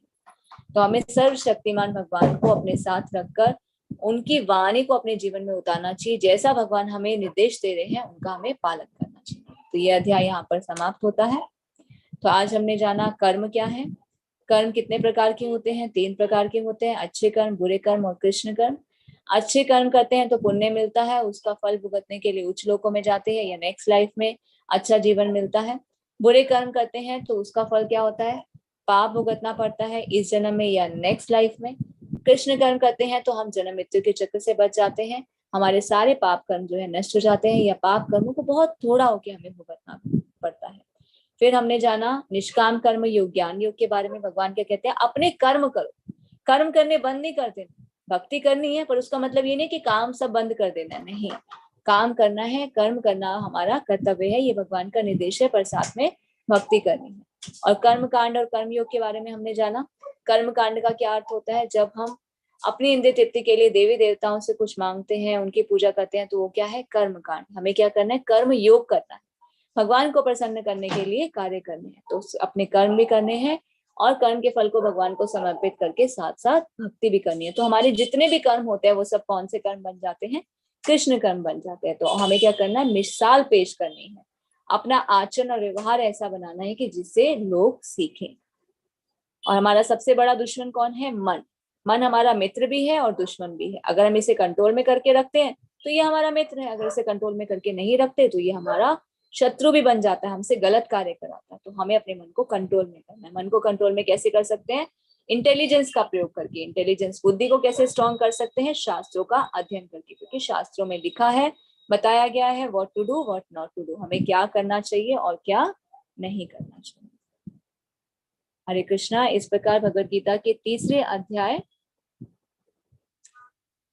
कर्म योग का भक्ति वेदांत तात्पर्य पूर्ण हुआ। हरे कृष्ण।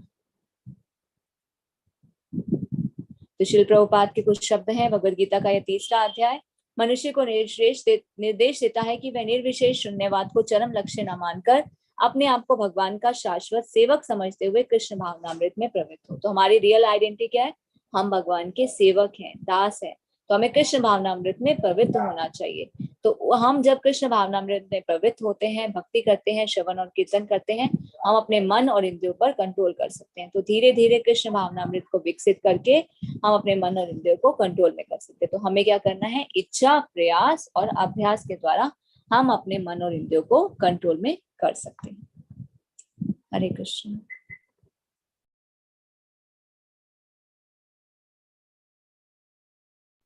अगर किसी का कोई भी प्रश्न है तो आप चैट बॉक्स में भी लिख सकते हैं या फिर हैंड रेज कर सकते हैं।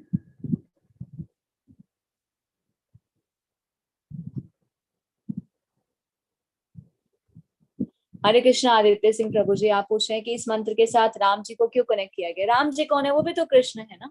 तो ये महामंत्र है, हमारे शास्त्रों में इसका वर्णन है, स्वयं भगवान ने दिया। देखिए, हरे का क्या मतलब होता है, फर्स्ट वर्ड है ना हरे। हरे का मतलब होता है श्रीमती राधा रानी। भगवान के बिना, कृष्ण शक्ति के बिना शक्तिमान अधूरे होते हैं। तो इसलिए पहले क्या लगाते हैं, हरे। हरे का मतलब क्या है, श्रीमती राधा रानी। कृष्ण का मतलब क्या है, भगवान। फिर हरे रामा जब आता है उसमें भी हरे का मतलब क्या है, सीता मैया, वो भी भगवान की शक्ति है। तो शक्ति और शक्तिमान, शक्ति और शक्तिमान। भगवान क्या करते हैं, बार बार इस जरा जगत में आते हैं, प्रकट होते हैं, नाम और रूप ही तो बदलते हैं। तो राम भी कौन है, वो भी कृष्ण ही है। हरे कृष्णा। सुभाष शर्मा प्रभु जी, आप पूछ रहे हैं 33 कोटि का मतलब क्या है, 33 टाइप और 33 करोड़ कैसे हो सकते हैं। देखिए, 33 करोड़ देवी देवता होते हैं, इसे 33 कटी भी कहा जाता है। कटी का क्या मतलब होता है, क्लासिफिकेशन है। अब 33 कटी कैसे, मतलब जैसे रुद्र है, वो कितने हैं, 11 रुद्र, 8 वसु, 12 आदित्य। तो ये क्लासिफिकेशन है, आगे उसके प्रकार होते हैं। तो ये पूरा एक क्लासिफिकेशन है। अगर हम इससे सरल तरीके से जानना चाहते हैं तो हम क्या कहते हैं, 33 करोड़ देवी देवता। क्योंकि 33 जो कटी है उसे समझना थोड़ा सा मुश्किल होता है। वसु कितने हैं, आदित्य कितने हैं, कुमार कितने हैं, तो वो आगे उसका क्लासिफिकेशन। जतिन प्रभु जी, आप पूछ रहे हैं शिवा ईश्वर नहीं है। देखिए, शिव कौन है, शिव तत्व बहुत ही यूनिक तत्व है, भगवान स्वयं है। पर सृष्टि की रचना करने के लिए, संहार करने के लिए, पालन करने के लिए बहुत ही महत्वपूर्ण भूमिका निभाते हैं। तो जीवों को, आत्माओं को जो इस भौतिक जगत में लेकर आते हैं, उस एजेंसी का काम कौन करते हैं? शिव जी करते हैं। शिव में शिव, राम जी, शिव जी, वो सब कृष्ण ही है। से भगवान ने क्या किया? अपना विस्तार किया इस सृष्टि की रचना करने के लिए। जैसे दूध से दही बन जाती है, दही से दूध नहीं बन सकता, तो हम उन्हें भगवान नहीं कह सकते, भगवान के परम भक्त हैं, वैश्वनाम यथाशंभु। हम अपने मन और हृदय को कैसे शुद्ध करते हैं? भगवान की सेवा में लगाकर। जितना हम श्रवण और कीर्तन करते हैं, उतना हमारा मन और चित्त जो है वो शुद्ध हो जाता है।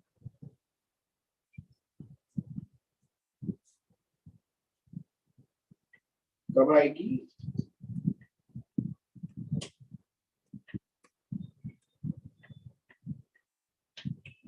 देवी देवता कौन है? Close the door please. देवी देवता कौन है? देवी देवता भगवान के परम भक्त हैं, जो इस सृष्टि की रचना करने में कार्यभार संभालते हैं। भगवान तो सिर्फ एक ही है, कृष्णस्तु भगवान स्वयं। भगवान ने इस सृष्टि की रचना करने के लिए अपना एक्सपेंशन की, तो सभी देवी देवता भगवान की सहायता करते हैं इस सृष्टि का कार्यभार संभालने के लिए।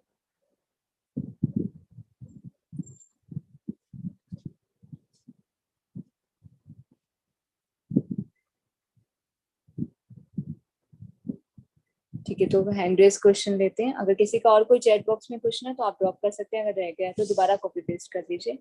हरे कृष्णा हितेश सूरी प्रभु जी। हरे कृष्णा माता जी, मेरा एक ना प्रश्न है।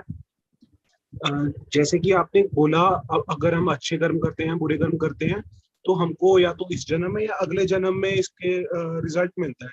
लेकिन माता जी, इस जन्म का तो समझ में आता है, अगर हमने इस जन्म में अच्छे कर्म किए तो इसी जन्म में हमें रिजल्ट मिलेंगे। लेकिन अगले जन्म का मुझे समझ में नहीं आता है, मतलब ऐसे कैसे पॉसिबल है?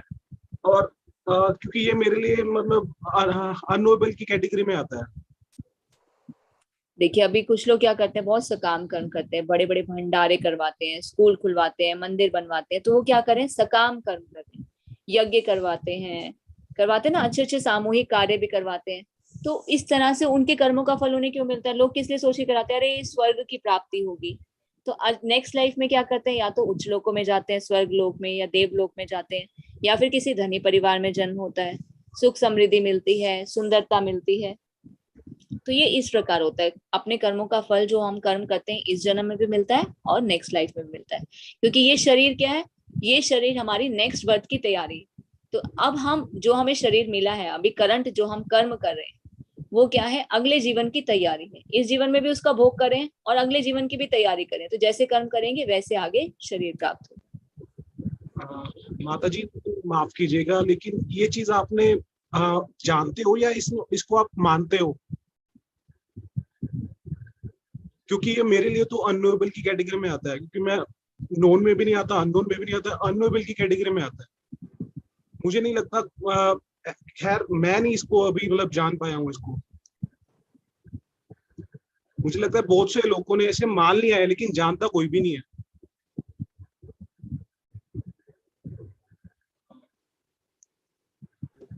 देखिए, हमारे मानने या ना मानने से नहीं होता, अभी हमें समझना है।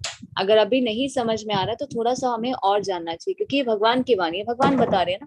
कर्म की बारीकियों को समझना, आगे भगवान बताएंगे, कर्म की बारीकियों को समझना बहुत मुश्किल है। तो भगवान बता रहे हैं कि अच्छे कर्म करने से क्या होता है? पुण्य मिलता है, फिर उसका फल जब क्षीण हो जाता है तो इस धरती पर आ जाते हैं। तो ये जो हम कर रहे हैं ना, इस शरीर से जो कर्म करें वो इसमें भी मिलेगा, नेक्स्ट लाइफ में मिलेगा। शास्त्रों में इसका वर्णन है ना, हमारे मानने या ना मानने से नहीं होता। अब देखिए, एक बच्चा है, एक ही बच्चा सेम टाइम में जन्म लेता है, किसी गरीब परिवार में भी जन्म लेता है, किसी अमीर घर में भी जन्म लेता है। अंबानी के यहाँ भी बच्चा हुआ, एक रिक्शे वाले के यहाँ भी बच्चा हुआ। ये क्या चीज है? अब इसको आप कैसे समझ सकते हैं? अब इसमें क्या डिफरेंशिएशन है? इसको आप कैसे कहेंगे? जी माता जी, हरे कृष्ण। है ना, ये क्या है? ये कर्मों के फल होते हैं, जिसने जैसा कर्म किया था उसे आगे वैसा मिलता है। अब कुछ लोग बहुत सुंदर होते हैं, धन धनाढ्य भी बहुत होता है, और कुछ लोग क्या होते हैं? कुरूप होते हैं, विकलांग भी होते हैं, शरीर के अंग भी खराब होते हैं। तो ये क्या है? कर्मों के फल। जैसे कर्म करते हैं उसका वैसे फल मिलता है। तो ये हमारा जो शरीर कर्म क्षेत्र जो हमें मिला है, ये हमारी नेक्स्ट लाइफ की तैयारी भी है। तो हम अपने भाग्य के खुद ही निर्माता हैं। ठीक है माता जी, हरे कृष्ण। हरे कृष्ण। कोई बात नहीं, थोड़ा सा अच्छा है, ये जिज्ञासा होनी बहुत अच्छी है, क्योंकि फिर आगे जब हम भगवान से ही जानते हैं ना, आगे आएगा पूरा डिटेल, पूरे भगवत गीता में इन्हीं टॉपिक्स पे बार बार घुमा फिरा के इधर से उधर से बहुत सारी चीजें इसी पर डिस्कस की गई हैं। भगवान बताते हैं, क्योंकि अर्जुन भी कंफ्यूज है, अर्जुन को भी नहीं समझ में आता, वही हमारी स्थिति है। तो अभी हम जानेंगे, कंटिन्यू रहेंगे आप, तो आगे भगवान के द्वारा इन सब चीजों को जान पाएंगे। शुक्रिया माता जी, जरूर। Thank you so much. Clear होगा। Thank you so much. ये जिज्ञासा होनी बहुत जरूरी है, बहुत कम लोगों में ये जिज्ञासा होती है। अति से कहते हैं अथ तो ब्रह्म जिज्ञासा, और यही जिज्ञासा के जब सभी उत्तर मिलते हैं तो फिर आगे बढ़ना और भी आसान हो जाता है। थैंक यू सो मच प्रभु जी। हरे कृष्ण। हरे कृष्ण।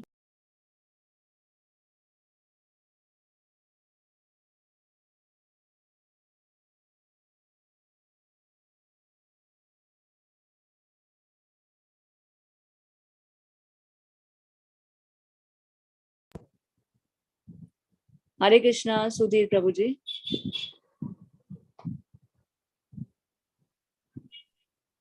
हरे कृष्णा, दंडवत माता जी।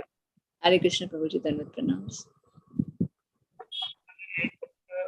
हमेशा से रहा है, और अभी आप बता रहे थे कि भगवान के कृष्ण तो भगवान स्वयं ईश्वर ब्रह्म कृष्ण, हम ब्रह्म संहिता को रिफर करते हैं बहुत सी जगहों पे।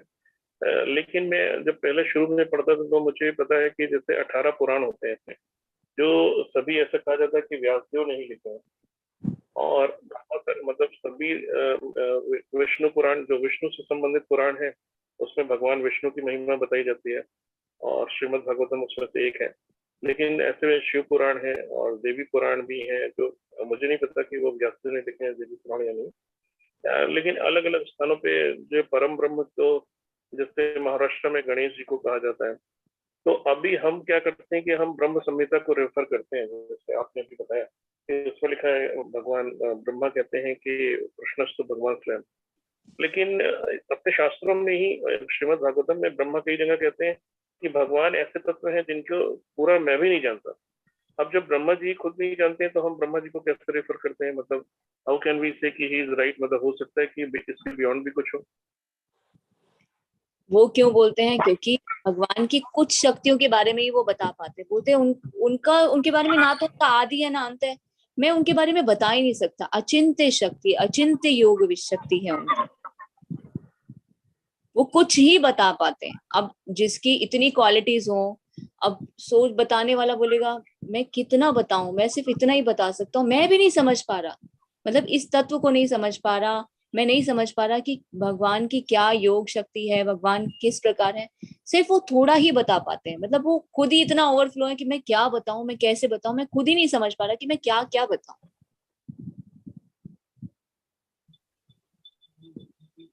मतलब जो ब्रह्मा जी बता रहे हैं उससे बियॉन्ड ऐसा कुछ, जैसे हम और रिलीजन्स को कहते हैं कि मतलब या इवन हिंदुइज्म में हम बहुत सारे देवी देवताओं को कहते हैं नहीं भगवान तो कृष्ण है, ऐसा जैसे भगवान साकार है। तो अभी ब्रह्मा जी ने कहा साकार है, हो सकता है कि जो वो नहीं बता पा रहे हैं उसके कृष्ण के बियॉन्ड कुछ हो जो निराकार है। तो हाउ कैन वी से कि इट्स नॉट देयर? मतलब शास्त्र कहाँ पे क्या?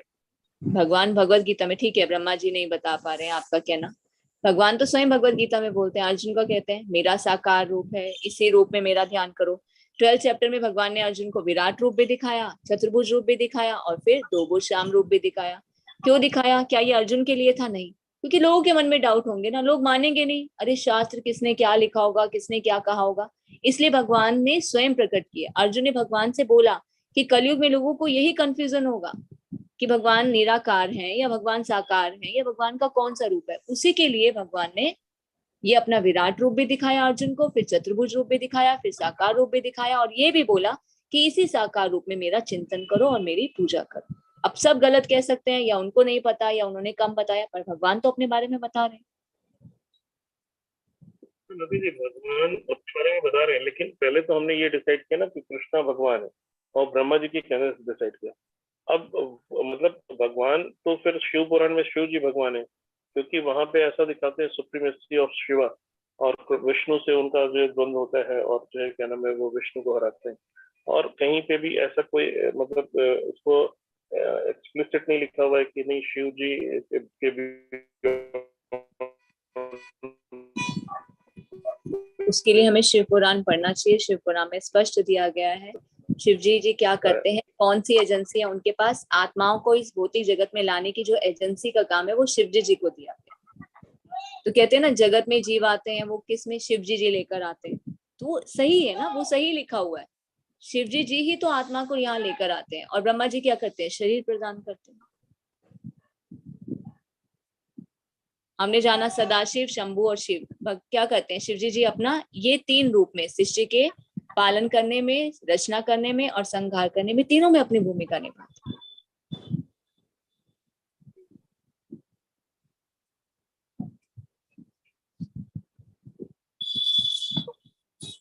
अरे शिव तो महावैष्णव बोलते हैं,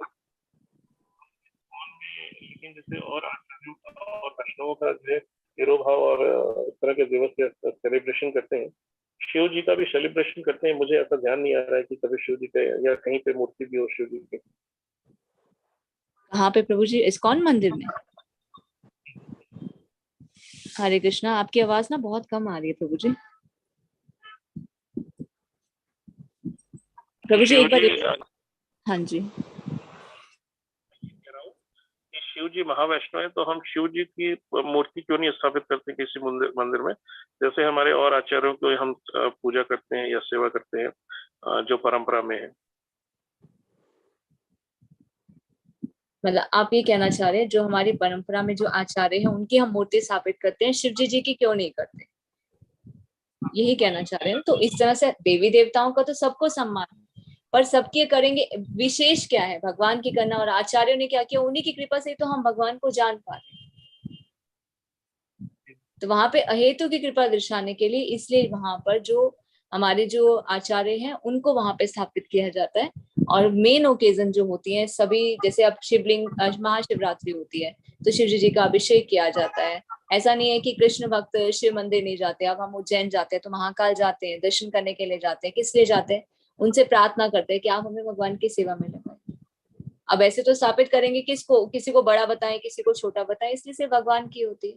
आचार्यों की इसलिए की जाती है क्योंकि उन्हीं की कृपा से हम भगवान को जान पाए। सभी देवी देवता हमारे लिए तो कोई ना कम है, ना छोटा है, ना बड़ा, भगवान के परम भक्त है। फिर सबके स्थापित करेंगे तो फिर से वही कंफ्यूजन हो जाएगी, फिर लोगों को क्या होता है, ये भी भगवान, ये देवी देवता है। जी ठीक है बाबा जी, ठीक है, थैंक यू। हरे कृष्ण।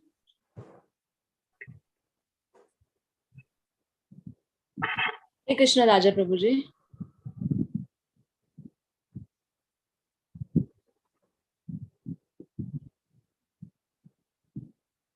हरे कृष्ण राजा प्रभु जी। हरे कृष्ण माता जी।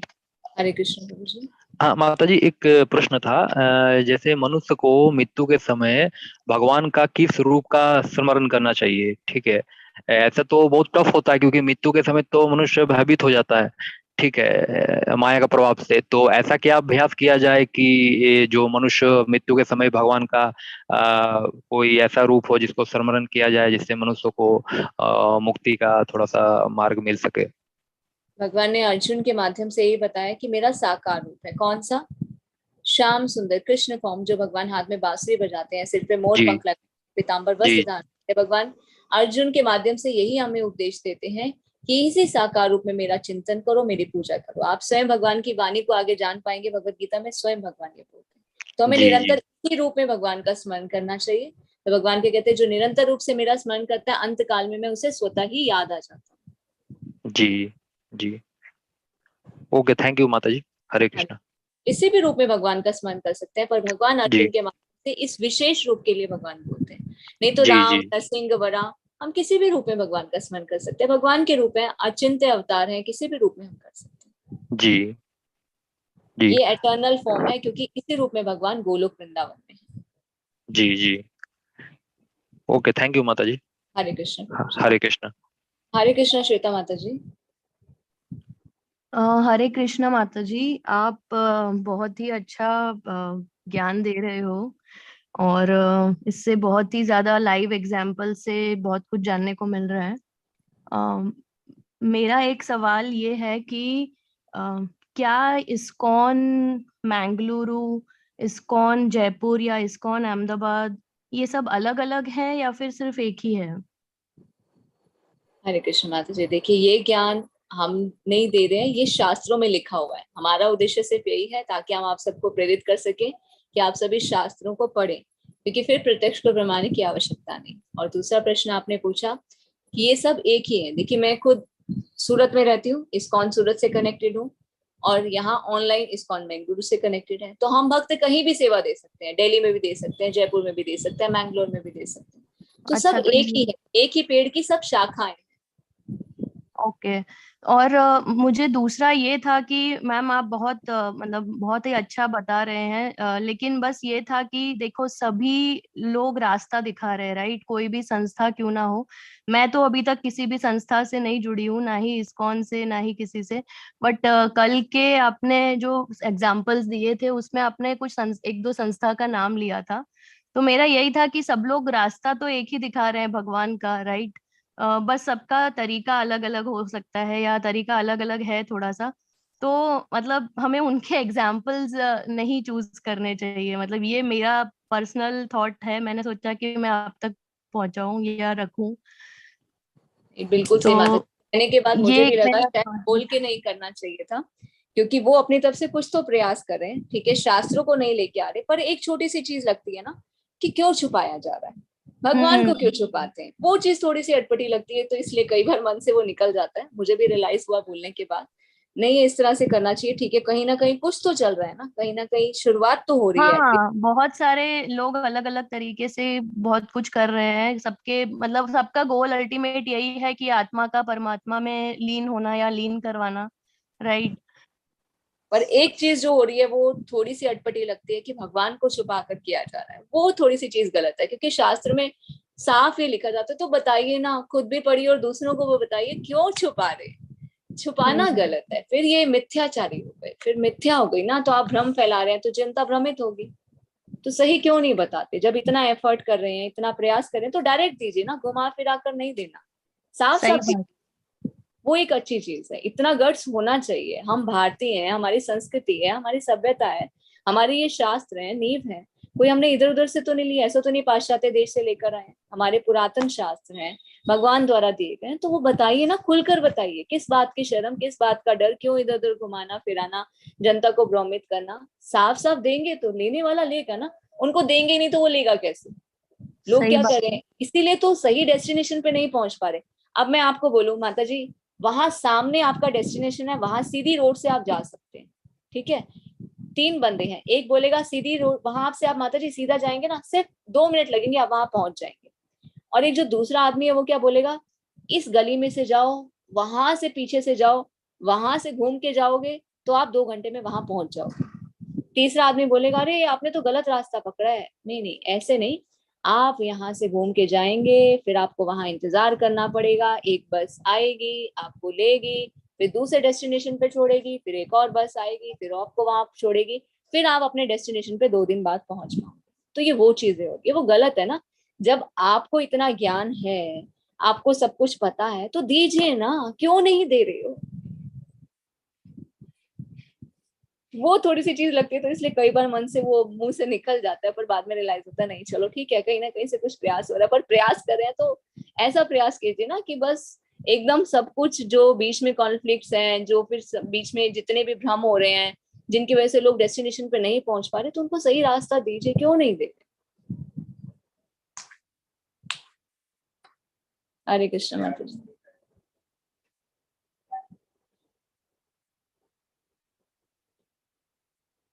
हरे कृष्ण वरुण प्रभु जी। हाँ मैम, मेरा ये था कि मेरे को कल की और आज की वीडियो मिल सकती है, क्योंकि मेरा साइड से सो गया था मैं, और आज का थोड़ा लेट हो गया था 10 मिनट। कोई बात नहीं, आप प्रभु जी रिकॉर्डिंग सुन लीजिएगा। अगर कुछ डाउट हो तो आप फिर पर्सनली भी कांटेक्ट कर सकते हैं, या फिर कल भी पूछ सकते हैं। और मैम मेरा एक प्रश्न ये था कि जो जैसे मैं अभी तब गुण में हूँ, मतलब मेरे को अगर आगे बढ़ना है तो कैसे हो सकता है ये? हरे कृष्णा मंत्र से, या शास्त्र भी पढ़ना चाहिए, भगवत गीता? दोनों चीजें करनी होगी, धीरे धीरे, एकदम हाँ जी, ज्यादा हाँ जी। मत कीजिएगा, धीरे धीरे, थोड़ा थोड़ा, 10-15 मिनट हियरिंग किया, भगवत हम्म, गीता भागवतम को पढ़ा या सुना, और एक हरे कृष्ण महामंत्र का जप करें, और अपने कर्म को अच्छे से करें, क्योंकि कर्म करना हमारा कर्तव्य है। तो धीरे धीरे, स्लोली स्लोली हम क्या करेंगे, आगे बढ़ पाएंगे। हाँ जी, हाँ जी।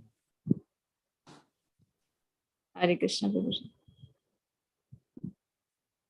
हरे कृष्ण रोहित प्रभु जी। हरे कृष्णा माता जी। हरे कृष्णा। हरे कृष्ण प्रभु जी। माता जी, मैं ये जानना चाह रहा था, जैसे कि बुरे अच्छे कर्म तो आदमी जानता है, लेकिन बुरे कर्मों को परिभाषा दो तरह की हो जाती है। जैसे कि किसी गांव में एक डाकू लोग आए हैं, तो किसी स्त्री को परेशान कर रहे हैं, उस जगह पे उनकी हत्या करना पाप कहलाएगा या पुण्य? अगर किसी को बचाने के लिए करते हैं तो फिर वो पाप नहीं कहलाता ना। आप अपने सामने गलत होते हुए देख रहे हैं, वो भी तो गलत है। जी पर भगवान तो देख रहे हैं ना। इतनी तो जी हमें बुद्धि भगवान ने दी है। हमें ये देखना चाहिए कि कब रिएक्शन देना चाहिए, कब नहीं देना चाहिए। अब कहते झूठ बोलना पाप है, पर कई बार हम सच बोल के किसी के साथ गलत भी कर बैठते हैं, तो कभी कभी झूठ बोलना पड़ता है। मान लीजिए किसी सच्चे बात आदमी को बचाना है, या वहां पर झूठ बोलना जरूरी हो जाता है क्योंकि उससे किसी का भला हो सकता है, तो वो भी जायज है ना। तो भगवान तो सब कुछ देख रहे हैं, तो हमें समय की स्थिति के अनुसार देखना चाहिए। जी माता जी। हरे कृष्णा। हरे कृष्ण प्रभु जी। हरे कृष्णा कमलेश प्रभु जी।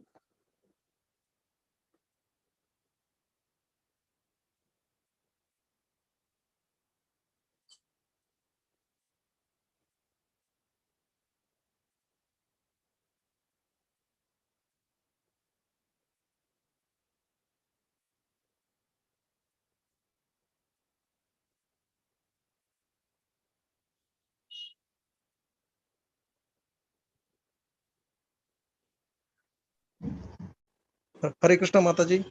हरे कृष्ण प्रभु जी। माता जी, मैं ये जानना चाहता था कि यदि हमारे परिवार का कोई सदस्य पूजा पाठ में श्री कृष्ण में रुचि नहीं ले रहा है, तो उसको किस तरह से प्रेरित किया जाए? अब प्रेरित उनसे बात करनी चाहिए। देखिए प्रेम से। अब कई बार क्या होता है, घर में वाइफ है, नहीं मानते, अपने हिसाब से करना है, ठीक है। धीरे धीरे जब तक ज्ञान नहीं है, उन्हें प्रयास करना चाहिए, प्रेम से बताना चाहिए। या उनकी जिस चीज में आसक्ति है, अगर वो किसी विशेष देवी देवता की करे, उनको करने दीजिए, क्योंकि उनकी कृपा से ही वो भगवान को प्राप्त कर सकते हैं। बिल्कुल भी नहीं करे तो उन्हें समझाना चाहिए, क्योंकि ये हमारा कर्तव्य है। जिनसे हम प्रेम करते हैं, हमें उनके लिए सोचना चाहिए, क्योंकि अगर अब वो नहीं करेंगे, अपने मनुष्य जीवन को वेस्ट करेंगे, भगवान की भक्ति नहीं करेंगे, तो फिर उनका क्या होगा? वो कर्मों के अनुसार वैसा शरीर मिलेगा। तो हम जिनसे प्रेम करते हैं, परिवार के सदस्यों से अगर प्रेम करते हैं, तो उन्हें हमें बताना चाहिए। क्या होता है, जब तक किसी को नहीं पता तो नहीं पता, वो नहीं करे, तो धीरे धीरे उन्हें समझाने का प्रयास करें, प्रेम से करें। क्योंकि कई बार जोर जबरदस्ती से करते हैं तो उनको बहुत अटपटा लगता है। नहीं, प्रेम जैसे में बहुत शक्ति होती है। नहीं, मिसेस तो जैसे बहुत पूजा पाठ करती हैं, वो सब उनका बहुत इंटरेस्ट है, लेकिन बेटा बिल्कुल भी उसमें रुचि नहीं ले रहा, उसका कुछ उसमें इंटरेस्ट नहीं ले रहा, तो उसको हम चाहते हैं कि किसी तरह से प्रेरित करें। कितने इयर्स का है प्रभु जी बेटा? 31 ईयर्स। तो समझाइए बैठ के। देखिए घर में उसमें आप क्या कर सकते हैं ना, एक चीज जो कर सकते हैं, एक तो प्रसाद खिलाइए, भगवान को ऑफर करके खिलाइए, भगवान से प्रार्थना कीजिए, हरे कृष्ण महामंत्र का जप करें, कभी कभी साथ में मिलके मंदिर में जाएं, या घर में उसको बोलें कभी भोग लगाओ, चलो प्रणाम कर दो। धीरे धीरे शुरुआत में थोड़ा थोड़ा करके उसे आगे बढ़े। जी माता जी। ठीक है माता जी। हरे हरे कृष्ण। कृष्ण। हरे कृष्ण श्वेता माता जी।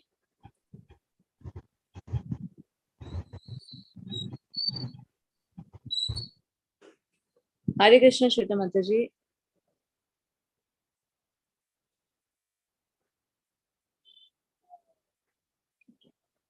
हरे कृष्ण सचिन प्रभु जी। हरे कृष्ण माता जी, दंडवत प्रणाम। हरे कृष्ण प्रभु जी, दंडवत प्रणाम। माता जी एक चीज बताइए कि जैसे कि हमें मालूम है, जैसे कि एग्जांपल हम अब जड़ भरत की आपने स्टोरी बताई, उनको वो अपना सब परिवार वगैरह सब छोड़ के चले गए थे, किस लिए? उस टाइम पे ऑस्टेरिटी करते थे, क्योंकि उस टाइम पे एज ज्यादा होती थी और उन्हें पता होता था कि अगर हम फैमिली से अटैच रहेंगे तो भगवान को कभी भी नहीं पा सकते। ऐसे ही परीक्षित महाराज ने किया था कि जब उन्हें पता चल गया था मैं 7 दिन में मरने वाला हूँ, तो वो भी अपना परिवार वगैरह सब छोड़ के भगवान की वो करने लग गए थे। तो ऐसे ही कलयुग में भी तो हमें मालूम है कि हम यहाँ पे सिर्फ भगवान का नाम लेने आए हैं। ये फैमिली वगैरह जो हमारी होती है, ये ना तो कभी इस जन्म से पहले हमारी थी, कभी कोई मिला था, जो भी फैमिली रिलेशन है, और ना ही कभी बाद में मिलेंगे। तो अटैचमेंट अगर हम साथ में कर्म करते रहेंगे तो भगवान के साथ तो हम कभी अटैच हो ही नहीं सकते। अटैचमेंट तो भगवान बोलते हैं मेरे साथ होनी चाहिए। हम मिलकर भी तो कर सकते हैं, ऐसा भी तो कर सकते हैं, घर के परिवार के सदस्य मिलकर भगवान की भक्ति करें। अकेले कितनी करेंगे? अब जैसे हस्बैंड वाइफ होते हैं, अगर वाइफ नहीं होगी, खाली हस्बैंड होंगे, तो वो क्या करेंगे? खाना भी बनाएंगे, भगवान को भोग भी लगाएंगे, पैसे कमाने के लिए भी जाएंगे, और गीता बांटने के लिए भी जाएंगे। कितना काम अकेले करेंगे? दो जन मिलके इसलिए कर पाते ना, थोड़ा आपने किया थोड़ा हमने किया, मिलजुल कर सकते हैं। घर में बच्चे होते हैं, उनको भी साथ में लगाकर भी तो भक्ति जीवन में आगे बढ़ सकते हैं। तो शिल प्रभुपाद क्या बताते हैं? मुझे सन्यासी से ग्रस्त भक्त ज्यादा अच्छे लगते हैं, और उनका पद जो है वो सन्यासी से भी श्रेष्ठ है, क्योंकि सन्यासी क्या करते हो तो सब कुछ छोड़ छाड़ के भगवान की भक्ति करते हैं, अच्छा है वो भी। पर ग्रस्त, अगर ग्रस्त जीवन में है, परिवार के सदस्यों के साथ रहकर भक्ति करते हैं, तो उनका पद जो है वो सन्यासी से भी ऊपर है। भगवान तो और प्रसन्न होते हैं कि देखो इंद्रिय तृप्ति के विषय में भी है, संसार में भी है, फिर भी कितना कंट्रोल अपने ऊपर करके रखते हैं और साथ में मिलकर भक्ति करते हैं। तो भक्ति माता जी करना फिर भी तो आसान। नहीं, अगर साथ में करते रहेंगे, सपोज चलो वो तो उनके लिए अच्छा है जो पूरी फैमिली डिवोटी है। अगर कोई डिवोटी नहीं है तो अटैचमेंट तो उसमें ही रहती है फिर। तो डिवोटी फिर नहीं है तो उसे डिवोटी बना भी तो सकते हैं। वो तो सब भगवान के हाथ में होता है, हमारे हाथ में तो नहीं होता जो है। हमें प्रयास करना पड़ेगा, ऐसा नहीं कह सकते प्रभु जी, भगवान जरूर और करते हैं। और माता जी काफी एक कुछ चीज समझ। एक चीज और बताइए कि अगर अटैचमेंट फैमिली के साथ ही रहेगी कि ये मेरी बीवी, ये मेरे बच्चे, तो एंड तक जब मरने का टाइम तो पता भी नहीं कब मरने वाले हैं, तो फिर भगवान थोड़ी याद आएंगे मरते हुए तो सिर्फ बीवी बच्चे याद आएंगे फिर। तो हमें ये नहीं कहना ना मेरी बीवी है, ये भी भगवान की भक्त है, ये भी बच्चे भगवान के भक्त हैं, मुझे इन्हें भी भगवत धाम लेकर जाना है, साथ में अकेले नहीं हाँ, जाना हमारी है। रिस्पॉन्सिबिलिटी है कि उनको बताना कि जीवन किस लिए मिला हुआ है और अपना भगवान के लिए, और वो फिर उनके ऊपर डिपेंड करता है कि करे ना करे जो है। पीछे पड़ जाइए, प्रेम करते हैं तो पीछे पड़ जाइए, हाँ, उनको करवाइए, हिम्मत नहीं हारनी है ना, ये भी तो प्रचार है। अब हम कहें कि हम अटैचमेंट नहीं रखते, प्रचार भी माता तो जी इतना जरूरी है। इतना इतना टाइम थोड़ी है, टाइम अपने पास तो है ही नहीं, हमें थोड़ी पता कब मरने वाले हैं। इतना उसने समझाएंगे इतने में तो भगवान का खुद ही नाम ले लो ना। नहीं प्रभु जी, ऐसा नहीं है। भगवान क्या कहते हैं? जो इस ज्ञान को दूसरों को बताता है ना, तो मुझे उससे अधिक प्रिय है ना कोई होगा। अगर हम भगवान की कृपा और प्राप्त करना चाहते हैं, भक्ति जीवन में और आगे बढ़ना चाहते हैं, तो हमें दूसरों को भी बताना होगा। फिर तो माता जी वो भगवान नाम पाप वाला जो आता है, अगर एक बार किसी को बता दिया, दो बार बता दिया, अगर वो इंटरेस्ट ही नहीं ले रहा है तो फिर तो वो पाप है ना। पर घर के सदस्यों के साथ ऐसे नहीं कर सकते ना, साथ में रहने वाले बिल्कुल भी इतना नहीं हो सकते कि आप कह रहे हैं तो बिल्कुल नहीं मानेंगे, प्रेम से बताइए, इतना तो कर ही सकते हैं। प्रेम में बहुत शक्ति होती है, भगवान अब से प्रार्थना करें। अब जैसे मेरी वाइफ है, वो कहती है देखो ऐसा एंजॉय करने दो हमें, तुमने भक्ति करनी है भक्ति कर लो अपनी, हम इतनी ही कर सकते हैं। और मैं तो मतलब बहुत बार बता चुका हूँ, पर अब मैं थक गया हूँ, मैंने तो भगवान पे छोड़ दिया। मैंने कहा आप ही देखो जो है, इनको एंजॉय करने दो जो है। आप इंजॉय नहीं करते हैं प्रभु जी? नहीं, मैं तो करता हूँ पर उन्हें इंजॉय समझ का नहीं आती ना। अब जैसे कि इंजॉयमेंट क्या है? अब अब हम उनको नाचते हैं कीर्तन में, कीर्तन में जो हाँ। नाचता है, आप हम्म। ऐसे तो कोई नहीं नाच सकता। हम्म। आपकी वाइफ से पूछिए तुम रोज नाच सकती हो? मैं तो रोज नाच सकता हूँ। नाचता कौन है? जिसे बहुत खुशी होती है, जो अंदर से बहुत संतुष्ट होता है। और कीर्तन में हम्म। बैठे हैं तो कैसे नाचना शुरू कर देते हैं। तो एंजॉयमेंट तो हम ले रहे हैं, बढ़िया बढ़िया प्रसाद खा रहे हैं, बढ़िया बढ़िया ना, रोज का रोज नाच रहे हैं, कोई टेंशन नहीं, कुछ नहीं, पूरा हाँ, वक्त। वो तो मुझे पता है माता जी। अब मैं जब 16 माला करता हूँ तो कहती है क्या 16 माला कर रहे हो, एक माला कर लिया करो, वही बहुत है। मैंने कहा देख ऐसा है जो शास्त्रों में लिखा है तो लिखा है, ठीक है। तो वो कहती है कि बस तुम ही कर लो जो है। तो फिर तो मैं आप सोचता उन्हें हूँ कि कहिए ठीक है मैं 16 करता हूँ, तुम एक करो। कह रही नहीं नहीं मेरे को नहीं करनी जो है। तो वही है माता जी, मतलब फिर मैं ये सोचता हूँ कि रिस्पॉन्सिबिलिटी अगर भगवान ने भी तो दिया ही है ना, जिसको भक्ति दी है भगवान उसकी हेल्प करते हैं ना करने के लिए। अब जिसको 10 बार बता दिया और नहीं समझना चाहता तो उस पर फिर फोकस करना बेकार है ना, वो तो है। मैं ये बोलना चाह रहा हूँ जो है, तो उसमें जी जी, कर्म। हमें प्रयास नहीं छोड़ना है, प्रयास करते रहना बहुत जरूरी है। भगवान और प्रसन्न होते हैं। अरे हाथ धो के पीछे पड़ गया, इसे तो भक्त बना के ही छोड़ेगा, तो इसे तो मैं और अपना प्रेम दूंगा। सही है माता जी जो है। उन्हें कहिए आप एक माला करो, कोई बात नहीं, भगवान से नहीं मुझसे प्रेम करते हो ना, चलो एक माला कर लो, मेरे साथ बैठ के एक ही कर लो, 16 नहीं करते तो एक कर लो। वो एक करेंगे तो धीरे धीरे आपको भी नहीं पता चलेगा कैसे वो आपसे भी आगे पहुंच जाएंगे। हमने देखा है रिवर्स हो जाता है। हस्बैंड बहुत अच्छे हम्म। भक्त होते हैं, वाइफ भक्त नहीं होती, अरे वाइफ तो इतनी आगे निकल जाती है, वो हस्बैंड को भी अपने साथ खींच के और आगे ले जाती है। वही वाली बात है ना, हम जैसे कि भोग लगाते हैं ठाकुर जी को, तो लहसुन प्याज तो मैंने बंद कर दिया है ना, टी कॉफी कुछ भी नहीं। तो वाइफ तो चाय भी पी लेती है। तो मैं बोलता हूँ देख ऐसा ये सब पाप है जो खा रही है बिना भोग लगाए।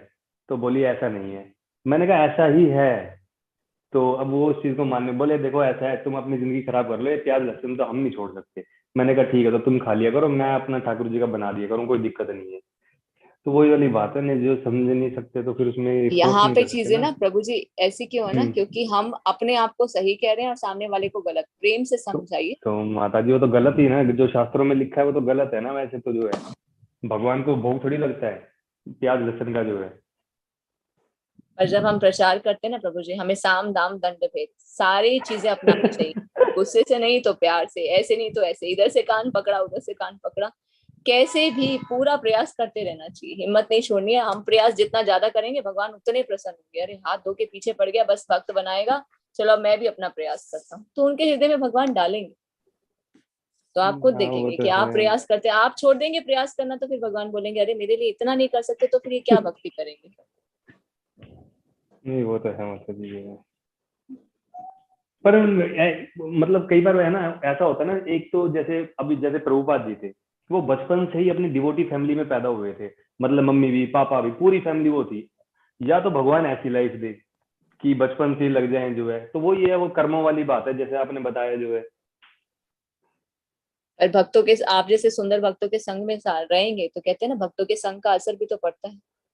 धीरे धीरे ही सही पड़ेगा, जरूर पड़ेगा। आप भी एक दिन याद करेंगे, हाँ मैं तो सही कहता हूँ कि किया। मैं तो वाइफ को बोलता हूँ चल वृंदावन चल के रहते, कहती है तुम ही जाओ, हमें नहीं जाना जो। घर को वृंदावन बनाइए। माता जी ये तो मैंने शास्त्रों में पढ़ा है, जैसे अगर हम घर में एक नाम लेते हैं ना माला के ऊपर, और वही सेम नाम हम वृंदावन में जाके लेते हैं, तो 100 टाइम्स बेनिफिट है। और वही कार्तिक महीने में जो घर में बैठ के हम एक नाम लेते हैं, और वही हम अगर वृंदावन जाके लेते हैं, तो वो 1000 टाइम्स है। इतना बेनिफिशियल है। हमारे तो अनर्थ पहाड़ पहाड़ बने हुए हैं अनर्थों के, वो काटने भी तो जरूरी है नाम से, जो है। और वृंदावन को तो माता जी देखो कभी घर बना ही नहीं सकते, वो तो वृंदावन भगवान का धाम है वो तो। इसीलिए क्या कहते हैं, घर को वृंदावन बना दिए। जहाँ भगवान की भक्ति होती है, भगवान की सेवा होती है, भगवान स्वयं वहां आ जाते हैं। सही है माता जी, पर मैं तो ऐसा है कि भगवान ने कृपा से है ना, मेरी अटैचमेंट नहीं है किसी के साथ, जो है। नहीं प्रभु जी, भक्त बनाना है। अभी से आप हिम्मत हार जाएंगे तो आगे प्रचार कैसे करेंगे। प्रचार के बिना तो भगवान प्रसन्न नहीं होंगे। फिर तो ये तो आप तो हिम्मत हार गए। यहाँ पर हिम्मत तो बिल्कुल भी नहीं हारनी है, यही तो नहीं टेस्ट नहीं है। नहीं, हिम्मत तो नहीं यार, मैं वो तो बस बोलता रहता बस हूँ अब कि तो हाँ सोच कर लो लीजिए चलो कि जो है। नहीं, अब तो प्रचार करना है तो पहले घर से शुरू करना है। इन सबको भक्त बना के ही छोड़ूंगा, तब बाहर जाके प्रचार करूंगा। वो मेरी वाइफ तो कहती है कि तुम ऐसे है, माला वाला अपने साइड में रख दो, अब जब है ना बाद में कर लेना। चलिए ठीक है प्रभु जी, इस टॉपिक पे फिर किसी दिन और डिस्कस करेंगे। ठीक है काफी माता कुछ। जी। ठीक है प्रभु जी, सॉरी। ओके, हरे हरे कृष्ण। कृष्ण, हरे कृष्ण माता जी। हरे कृष्णा पुष्पेंद्र प्रभु जी। हाँ माता जी, हरे कृष्णा। हरे कृष्ण प्रभु जी। जी, माता जी आवाज आ रही है क्या? हाँ जी, हाँ जी प्रभु जी। हेलो। हाँ जी माता जी, प्रभु जी। मेरे को ये समझना था। जी आप ये बताए कि भगवान, लोगों को अभी समझ ही नहीं आ रहा कि फिर भगवान है कौन। ये आप जैसे बता रहे हो कि अभी तो आप कृष्ण श्री कृष्ण का ही नाम ले रहे हो, जैसे कृष्ण भगवान ही है, कृष्ण भगवान ही। लेकिन हम जितना अभी तक जानते हैं उस हिसाब से तो हम भगवान शिव को ही सबसे बड़ा मानते हैं। ऐसा भी होता है कि क्या कृष्ण भगवान शिव के भक्त नहीं है? देखिए, आप शिव जी को भगवान मानते हैं, कोई बात नहीं, उन्हीं से प्रार्थना कीजिए। अभी शास्त्र पढ़िए। देखिए, हम नहीं कह रहे हैं ना, हम तो सिर्फ शास्त्र में जो लिखा है वो पढ़ कर बता रहे हैं। तो अभी वही आप बात है ना पढ़िए। माता जी, शास्त्र शास्त्र एक तो है नहीं यहाँ। कि जैसे दुर्गा सप्तशती यदि हम पढ़ते हैं तो उसमें बताया गया है कि दुर्गा माँ जो है वो पूरी संसार की जननी है। तो फिर उसके हिसाब से तो वो माँ दुर्गा ही सबसे बड़ी हो संसार गई की वहां तो पे। है ही ना जननी। ये भौतिक संसार भगवान ने बनाया, तभी तो उनका कार्यभार शिव जी और दुर्गा जी को दिया। संसार की जननी तभी तो कहा जाता है, ये तो नहीं कहा जाता भगवान है वो। कहीं भी ऐसा नहीं लिखा हुआ कि दुर्गा मैया जो है भगवान है। इस संसार की अधिष्ठात्री देवी है, ऐसा लिखा जाता है ना। इस भौतिक जगत की, भौतिक जगत क्या है, जहां हम रहते हैं। ये तो नहीं लिखा कि भगवान है। तो भगवान मेल ही है, ऐसा मतलब कैसे, मतलब ऐसा बोल सकते हैं भगवान ये तो। स्वयं बताते हैं ना भगवान है। अब देखिए प्रभु नहीं जी, नहीं, मतलब भगवान का जो जैसे कि एक वर्णन जो होता है वो एक मेल के रूप में ही होता है। जैसे कि भगवान आप। भगवान कंबाइंड फॉर्म में। शक्ति के बिना शक्तिमान अधूरे होते हैं। भगवान की अंतरंगा शक्ति है श्रीमती राधा रानी। अच्छा। और ऐसा मतलब ये पूछना था कि भगवान जैसे आप बताए कि साकार रूप में ही होते हैं, तो क्या निराकार रूप में नहीं होते भगवान? नहीं, भगवान ने स्वयं बताया मेरा तो साकार रूप है, मैं निराकार नहीं हूँ, मेरा तो आकार है। तभी तो भगवान ने अर्जुन को विराट रूप भी दिखाया, चतुर्भुज रूप भी दिखाया और 200 श्याम सुंदर फॉर्म भी दिखाया। इसीलिए तो दिखाया। अर्जुन क्या पूछते हैं भगवान को, आपका निराकार या ब्रह्म ज्योति के रूप में? भगवान ने बोला नहीं, मैं निराकार नहीं हूँ। और ब्रह्म ज्योति क्या है? मेरे शरीर से निकलने वाला तेज जब गोलोक वृंदावन से बाहर जिनमें आकाश बनाता है तो वो ब्रह्म ज्योति है। भगवान ने तो स्वयं बताया। इसीलिए तो अर्जुन ने ये प्रश्न पूछे कि आप निराकार है? नहीं, मेरा तो साकार रूप है, इसी रूप में मेरी पूजा करो। तभी तो विराट रूप भी दिखाया, चतुर्भुज भी और श्याम सुंदर रूप भी, ताकि हमें कंफ्यूजन नहीं हो। तो माता जी एक चीज पूछना था कि जैसे कि हमारी जो आत्मा है और हम मतलब परमात्मा से ही निकल कर बने, तो कहीं ना कहीं आत्मा में एक अंश होता है परमात्मा का, है ना? तो आत्मा तो दिखती नहीं है, आत्मा तो निराकार है, तो आखिर जाके वो परमात्मा में मिलती है। तो परमात्मा भी तो एक निराकारी हुए ना कहीं एक तरीके से। आत्मा को निराकार नहीं कहा जाता, आत्मा को शाश्वत और अविनाशी कहा जाता है। कहीं भी आप ये वर्ड नहीं देखेंगे कि कहीं लिखा होगा आत्मा निराकार। आत्मा तो दिखती नहीं है ना, लेकिन दिखती नहीं है क्योंकि आत्मा का साइज बहुत छोटा है, एक बाल के अग्र भाग का सबसे छोटा, पर दिखती नहीं है। तो पर उसका काम कैसा है? आत्मा हमारे शरीर में, तब तो हम कितना काम कर, देख लेते हैं, बोल लेते हैं, सुन लेते हैं, चल लेते हैं, खा लेते हैं, पी लेते हैं। ये इतनी छोटी सी आत्मा वही शरीर से निकल जाती है तो शरीर बेकार है, डेड बॉडी हो जाता है। अब एक सूर्य है, सूर्य का प्रकाश पूरे ब्रह्मांड में फैलता है, एक छोटा सा तो सूर्य दिखता है। अब कहेंगे इतनी सी चीज कैसे कर सकती है? जब सूर्य कर सकता है तो आत्मा भी तो पूरे शरीर को चेतना प्रदान करती है। और एक चीज है कि माता जी, जैसे कि आप जैसे बोलो कि कर्म करना चाहिए हम लोग को, तो कर्म में यदि भक्ति नहीं कर रहा है यदि कोई, और वो अच्छे ही कर्म कर रहा है, जैसे कि मैं यदि जैसे अपना जैसे मानवत एग्जाम्पल देता हूँ कि मेरे हिसाब से जो भक्ति है, जो भगवान की भक्ति है, वो लोगों के हेल्प करने में, दूसरे लोगों की सहायता करने में, उसमें है। मतलब अगर मैं भक्ति को उस रूप में देखूं और उस रूप में मतलब मैं काम करूं, तो क्या वो कृष्ण भक्ति नहीं कहलाएगा? अगर वो क्योंकि आखिर सकाम में कर्म भगवान कहलाए, आखिर अगर में हम किसी भगवान के तो साथ, यही चाहते हैं ना कि, हाँ जी बोलिए। जी आप कंप्लीट कीजिए प्रभु जी। कि आखिर में भगवान तो यही चाहते हैं ना कि जो मेरे जो बनाए हुए लोग हैं उनकी सेवा की जाए। मतलब जिस हिसाब से आप भगवान को मतलब जैसे डिस्क्राइब कर रहे हो, उस हिसाब से भगवान को भक्त चाहिए, मतलब उनको कोई भक्ति करने वाला चाहिए।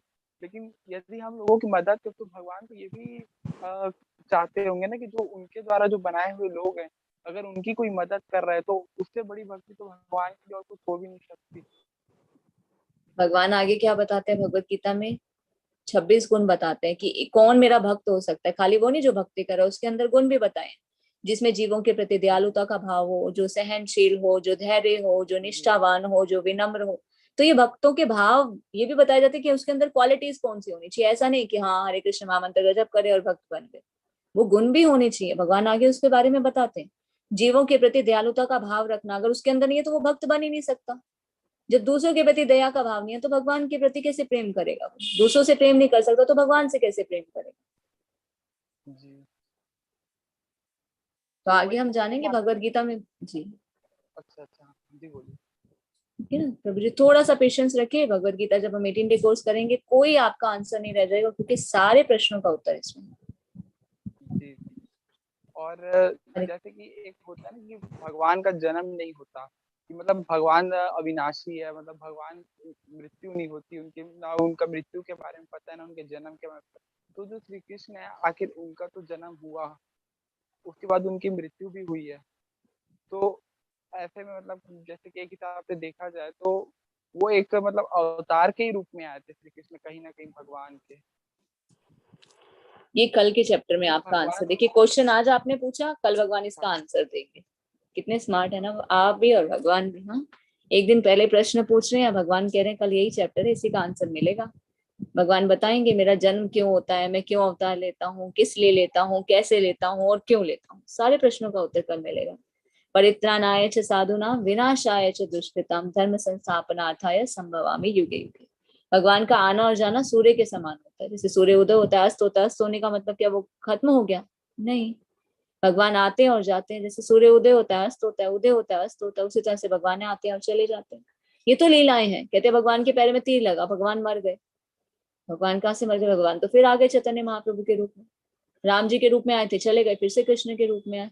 अब चैतन्य महाप्रभु के रूप में आए थे, फिर से चले गए, अब कली के रूप में फिर से आएंगे। भगवान तो आते और जाते रहते हैं, अपनी लीलाएं करते हैं और यहाँ से चले जाते हैं। ये भगवान की लीलाएं हैं। अब कोई आप मूवी देखते हैं, मूवी में देखते हैं एक हीरो है, वो मर गया, क्या वो मर जाता है? अगली मूवी में तो फिर से आ जाता है, नया स्क्रिप्ट, नया नाम, नई मूवी, सब कुछ नया, वो फिर अलग। भगवान भी तो है, बोले वो तो सांसारिक लोग हैं। भगवान तो स्वयं बताते हैं, मेरा आना और जाना सूर्य के समान है। मैं तो आता हूँ, चला जाता हूँ, अवतार लेता हूँ, प्रकट होता रहो, प्रकट हो जाता हूँ। ये तो भगवान की बहुत सुंदर लीलाएं। जी। और जैसे कि चैतन्य महाप्रभु हुए, तो उनसे पहले एक और हुए थे जैसे गौतम बुद्ध, तो उनको भी कहते हैं कि विष्णु की मतलब ये उनके अवतार थे, ऐसा बोला जाता है। हालांकि कई लोग दशावतार। बोलते हैं कि जी ऐसा ऐसा नहीं था करके, ऐसा कई लोग को मानना है कि वो ऐसा नहीं था, उनके अवतार। और खुद गौतम बुद्ध जो है मतलब एक जो लेवल होता है जो उनका, जो उन्होंने पाया है मेडिटेशन का, जो योग के द्वारा जो उन्होंने मतलब ज्ञान अर्जित किया है, तो उसमें वो भी कहते हैं कि कर्म करो, अच्छे कर्म करो, ऐसा करके उनका भी बोलना यही है कि करुणा की भावना रखनी चाहिए जीवों के प्रति, अहिंसा रखो करके। लेकिन उन्होंने एक चीज कहा है कि मैं ईश्वर को नहीं मानता। तो ऐसा मतलब क्योंकि उस टाइम पे गौतम बुद्ध के टाइम पे ये था कि हर कोई यही जानना चाहता था कि ईश्वर है कि नहीं, और उस समय वही थे जो बता सकते थे। नहीं नहीं नहीं नहीं नहीं, जब गौतम बुद्ध आए, गौतम बुद्ध के आने का कारण क्या था? उस समय हिंसा बहुत हो रही थी। अब जो हाँ इतनी वही। हिंसा कर रहे हैं, अब उनको जाके करेंगे अरे भगवान है, भक्ति करो, क्या वो मानेगा क्या? नहीं। अब कोई नॉन वेज खाने वाला है, बहुत ज्यादा एडिक्टेड है, उसको हम कहेंगे भक्ति करो, नहीं मानेगा। धीरे धीरे ना। तो भगवान भी क्या करते हैं, व्यवस्था, समय के अनुसार भगवान फिर अलग अलग अवतार लेके आते हैं। तो बुद्ध अवतार जब हुआ था, तब भगवान ने इसीलिए उस चीज पर जोर दिया, कम से कम ये हिंसा खत्म, इसलिए उन्होंने वो उपदेश दिया। इसलिए तो वो भगवान जो बार बार आ कहते रहे हैं थे। ना, कभी किसी कारण से, कभी किसी कारण से, कभी किसी कारण से। अब चैतन्य महाप्रभु आए थे, भगवान स्वयं आए थे, सबको भक्त बना के चले जाते, क्यों नहीं बना के गए? खाली हरे कृष्ण महामंत्र का जप दे के चले गए, सब तो भक्ति नहीं कर रहे हैं। सबको अपना एहसास कराते मैं भगवान हूँ और सबको भक्त बना के चले जाते, नहीं। ये भी भगवान की व्यवस्था। भगवान क्या देते हैं? अपॉर्चुनिटीज, देखते हैं हमारी क्या स्थिति है, उस स्थिति के अनुसार थोड़ा थोड़ा थोड़ा थोड़ा जिस अनुसार हम उस चीज को कर सकते हैं, भगवान आते हैं, फिर दोबारा अपने भक्तों को भेजते हैं, फिर और प्रयास करते हैं, फिर कभी खुद आते हैं, कभी फिर किसी अवतार में आते हैं, फिर कभी भक्तों को भेजते हैं। तो इस तरह से ये सब निरंतर चलता रहता है। उनको पता है तो ना, डीप गौतम। बच्चे ये समझने वाले नहीं है। आदतों को धीरे धीरे सुधारा जाता है। एकदम आप किसी को बोलो ये आदत बंद कर दो, नहीं कर सकता ना, वो आपकी बात सुनेगा ही नहीं। तो धीरे धीरे आदत को छुड़वाया जाता है। जी जी। तो गौतम बुद्ध जैसे कि उन्होंने कहा था कि मतलब ईश्वर नहीं है, तो उसका मतलब उसके पीछे कारण क्या था? मतलब कि जैसे इससे मतलब ऐसा उसके पीछे ये मतलब। कारण था, अगर वो बोलते ईश्वर है, तो लोग तो जो अहिंसा की वो धर्म अपनाने के लिए आए थे, लोगों को प्रेरित करने के लिए आए थे कि हिंसा मत करो, लोग तो वो भी ना अपनाते। अब इतना ज्यादा एकदम किसी को कोई बोल देगा भगवान भगवान भगवान, वही बात होगी ना। तो इसलिए उन्होंने वो नहीं प्रकट किया उस समय, वो संदेश ही नहीं दिया। इसलिए उस समय जो जरूरत थी सिर्फ उसी पे फोकस किया कि कम से कम ये चीज खत्म हो जाए, फिर उसके बाद भगवान। तभी तो बार बार आ रहे हैं ना, ऐसा तो नहीं है बुद्ध अवतार के बाद भगवान आए नहीं, कितने अवतार है, ये तो दशावतार में था। भगवान तो निरंतर आ रहे हैं। तो बहुत जगह जैसे भागवत वगैरह होता है, वहां पे कई लोग बोलते हैं कि भगवान का सिर्फ कलयुग में एक ही अवतार होगा, वो एक कलयुगी का, कि मतलब अभी कली तक के अवतार। जो कल जो भगवान जो आएंगे कलगी अवतार में, उसमें आएंगे, और अभी कोई भगवान का अवतार हुआ ही नहीं है, ऐसा करके भी कई भागवत वगैरह होता है, ये जैसे चैनल पे भी आते हैं कई लोग, तो वो लोग ऐसा बोलते हैं। चैनल को नहीं देखना ना प्रभु जी, शास्त्र में 11वें स्कंद में, भागवतम तो कब से लिखी हुई है, 11वें स्कंद में आप पढ़ सकते हैं। 11वें स्कंद में लिखा हुआ चैतन्य महाप्रभु आएंगे, चैतन्य महाप्रभु की भविष्यवाणी की छद्म अवतार बताया जाता है। क्योंकि इतना कलयुग का समय, कलयुग का समय कितना, 4,32,000 साल। अभी 5,500 साल हुए, इतना अधर्म बढ़ रहा है, तो अभी तो इतने सालों में तो क्या होगा? तो भगवान फिर से धर्म की स्थापना करने के लिए आते हैं। अद्वैताचार्य आह्वान करते हैं। अद्वैताचार्य कौन है? सदाशिव और महाविष्णु का कंबाइन फॉर्म करते हैं। हे प्रभु आप आइए, इस धरती पर अधर्म बहुत बढ़ रहा है, अपना प्रेम प्रदान कीजिए। तो भगवान आते हैं। जरूरत नहीं थी आना, कली अवतार में ही था, पर इतना अधर्म ऑलरेडी बढ़ रहा था, तो बुलाया भगवान को, आप आइए। और जैसे कि आप हर बात पे जैसे बोलते हैं कि शास्त्रों में लिखा है, शास्त्र में लिखा है, तो लेकिन क्या ऐसा नहीं कि शास्त्र में कुछ चीजें गलत भी लिखी गई हो, या फिर ऐसा मिस इंटरप्रिटेशन जैसे हुआ हो उसका? क्योंकि शास्त्र एक बार में तो लिखा नहीं गया गया है, समय समय पे उससे बदलाव होते गए हैं। तो कुछ कौन चीजें से मतलब हम शास्त्र? लोग एकदम भगवत गीता, भागवतम, आप कोई भी पढ़ ले, भगवान की वाणी में कोई भी बदलाव, तात्पर्य लोगों ने जरूर बदले। बदलाव किसमें हुए? तात्पर्य में। जो नीचे तात्पर्य होता है ना, उसमें बदलाव हुए, उसमें लोगों ने भगवान के बारे में नहीं बताया, अपने हिसाब से बताया। श्लोक तो वही है ना। तो इसीलिए भगवत गीता हम भागवतम में देखते हैं। इस्कॉन का बहुत अच्छा सिस्टम है, वर्ड मीनिंग लिखे हुए हैं, आप उसको वहां से ट्रांसलेशन करके देख सकते हैं ना, सही लिखा हुआ है, कोई भी तात्पर्य में बदलाव नहीं किया गया। इतना तो फिर हमें हमारे आचार्यों ने इसे प्रमाणित किया। अब हमारे आचार्य कोई बेवकूफ तो नहीं थे। श्रील प्रभुपाद हुए, भक्ति सिद्धांत सरस्वती ठाकुर थे, उनसे पहले भक्ति विनोद ठाकुर थे, रूप गोस्वामी, सनातन गोस्वामी, ये भगवान के पार्षद थे। इन्होंने आके स्टैंप लगाई है ना, बिना स्टैंप लगाए तो आगे नहीं बढ़ रहा है। हाँ हाँ, जैसे माता जी आप कल बोले थे ना कि एक मैडम थी, उनसे मतलब आप बात कर रहे थे, तो आप बोले थे कि लड़कियों को जैसे कि संन्यास नहीं लेना चाहिए। शास्त्रों में लिखा है कि ऐसा मतलब कि वो पिता के संरक्षण में रहती है शादी से पहले, और शादी के बाद वो अपने पति के संरक्षण में रहती है। तो ये ऐसा शास्त्रों में, तो ये अभी के टाइम पे कहाँ मतलब ऐसा होता है कि मतलब अगर देखा जाए तो जो जैसे किरण बेदी है, वो आखिर आईपीएस बनी और उन्होंने शादी नहीं की है, तो उनको तो किसी के संरक्षण की जरूरत नहीं थी। तो आज के टाइम पे जैसे स्त्री है, वो तो कुछ भी कर सकते हैं ना, कि ऐसा थोड़ी नहीं कि उनको हर जगह संरक्षण की जरूरत पड़े। अगर वो संन्यास लेना चाहती है तो लेना चाहते तो ले सकती है, पर मनु संहिता के अनुसार तो यही बताया जाता है। अब हम देखिए, जितनी स्वतंत्रता हुई है, बेनिफिट कम और नुकसान ज्यादा हो रहे हैं ना। अर्थव्यवस्था तो बिगड़ रही है ना, जितना बाहर लड़कियां निकल रही हैं, मिसयूज भी हो रहा है, गलत कार्य भी हो रहे हैं। किरण बेदी की स्टोरी आपको मालूम है, उनके साथ क्या हुआ था? किनके बारे में? किरण बेदी के बारे में आपने किरण बेदी का एग्जाम्पल दिया कि वो भी तो इंडिपेंडेंट है, उनके साथ क्या हुआ था? उनकी एक लड़की भी है, तो उनकी स्टोरी हमें पता नहीं है ना, क्यों उनके साथ हुआ, कैसे हुआ, क्या वो किसी के संरक्षण में थी? नहीं, उन्हीं के साथ तभी ऐसी चीजें हुई थी। तो अगर संरक्षण में रहते हैं तो और सही शिक्षा प्राप्त होती है, तो ये ऐसी चीजें नहीं होती है। समाज में अर्थव्यवस्था जो बिगड़ रही है, क्योंकि शास्त्र पढ़ नहीं रहे, कोई उसका पालन नहीं कर रहा, और ये और चीजें बढ़ती जा रही है, इसीलिए समाज में अर्थव्यवस्था हो रही है। तो जो मीराबाई जो थी, शास्त्र की कौन सी चीज मान रहा है? कोई कोई पढ़ ही नहीं रहा, तो उसको मान ही नहीं रहा, तो लोगों को पता ही नहीं, अपने आप तो मन गढ़ंत सब चीजें चल रही हैं। इसलिए हम देख रहे हैं कितना अधर्म, कितनी गलत चीजें, चोरी, पाप, रेप जैसी चीजें कितनी बढ़ती जा रही है। उसका कारण क्या है? ज्ञान नहीं है ना लोगों को। अपनी मर्जी से चलते जा रहे हैं, करते जा रहे हैं, आगे बढ़ते जा रहे हैं। समय कितना बदलाव, अभी 50 सालों में कितना चेंजेस हुआ। अब आने वाले 50 सालों में तो देखना बाकी है कि क्या होगा। कभी न्यूज चैनल देखते हैं, कभी अखबार पढ़ के देखते हैं, कैसी कैसी चीजें देखने और सुनने को मिलती है। ये क्या है? ज्ञान की तो कमी है। कौन सी शिक्षा मिल रही है बच्चों को? उच्च शिक्षा देने के बाद भी हाई क्लास के बच्चे सुसाइड भी करते हैं, गलत काम भी करते हैं। क्या शिक्षा है फिर? इस शिक्षा का फायदा क्या है? तो जैसे मीराबाई थी, वो तो सन्यासी थी ना आखिर में, उनको तो संरक्षण प्राप्त था, लेकिन उसके बाद भी मतलब वो देखिए, ये वो सब शास्त्र की लीलाएं हैं। वो शास्त्र में कोई ना कोई किसी चीज का एग्जाम्पल देने के लिए, कुछ आदेश निर्देश देने के लिए, कुछ सिखाने के लिए वहां पे बताया गया। तो उसका मतलब ये नहीं कि सारी मीराबाई बन जाए। क्या उनकी एक्चुअल में वैसी स्थिति है कि मीराबाई बन सकती है? लोग कॉपी करते हैं, पर ये नहीं देखते कि एक्चुअल में हमारा भाव। अब कहते हैं ऋषभ देव, अब जैन लोगों में आपने देखा होगा क्या करते हैं भाई, नग्न खा था कि नग्न रहते हैं। पर जो एक्चुअल में जो थे ऋषभ देव, जो उनके मेन जो गुरु हैं, वो क्या करते थे? उनको सुध बुध नहीं होती थी कि हमने वस्त्र पहने हैं नहीं पहने हैं, तो वो क्या करते थे? नग्न घूमते थे। पर लोगों ने क्या बोला? वो घूमते थे तो हम भी घूमेंगे। वो फिर ये कॉपी करने वाली चीज हो गई ना। हमारी ऐसी ऑस्टेरिटी, ऐसा भाव हमारी ऐसा है, जो हम ऐसे कॉपी कर रहे हैं। फिर इस चीज को तो फिर आगे जितना हम और ज्यादा आर्ग्यूमेंट करें, तो वो और ज्यादा बढ़ता जाएगा। जी, ठीक ठीक बोल रहे। ठीक है माता जी, है ना धन्यवाद। प्रभु जी? थोड़ा सा और समझिए और भगवत गीता भागवतम को जानिए, तो बहुत सारी चीजें और पता चलेंगी।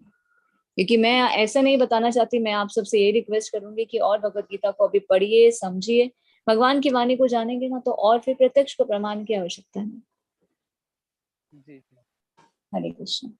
हरे कृष्ण भूमिका माता जी। हरे कृष्ण माता जी, हरे आपको कृष्ण। मेरी आवाज आ रही है? हाँ जी माता जी। माता जी, मैं ना एक ही क्वेश्चन पूछना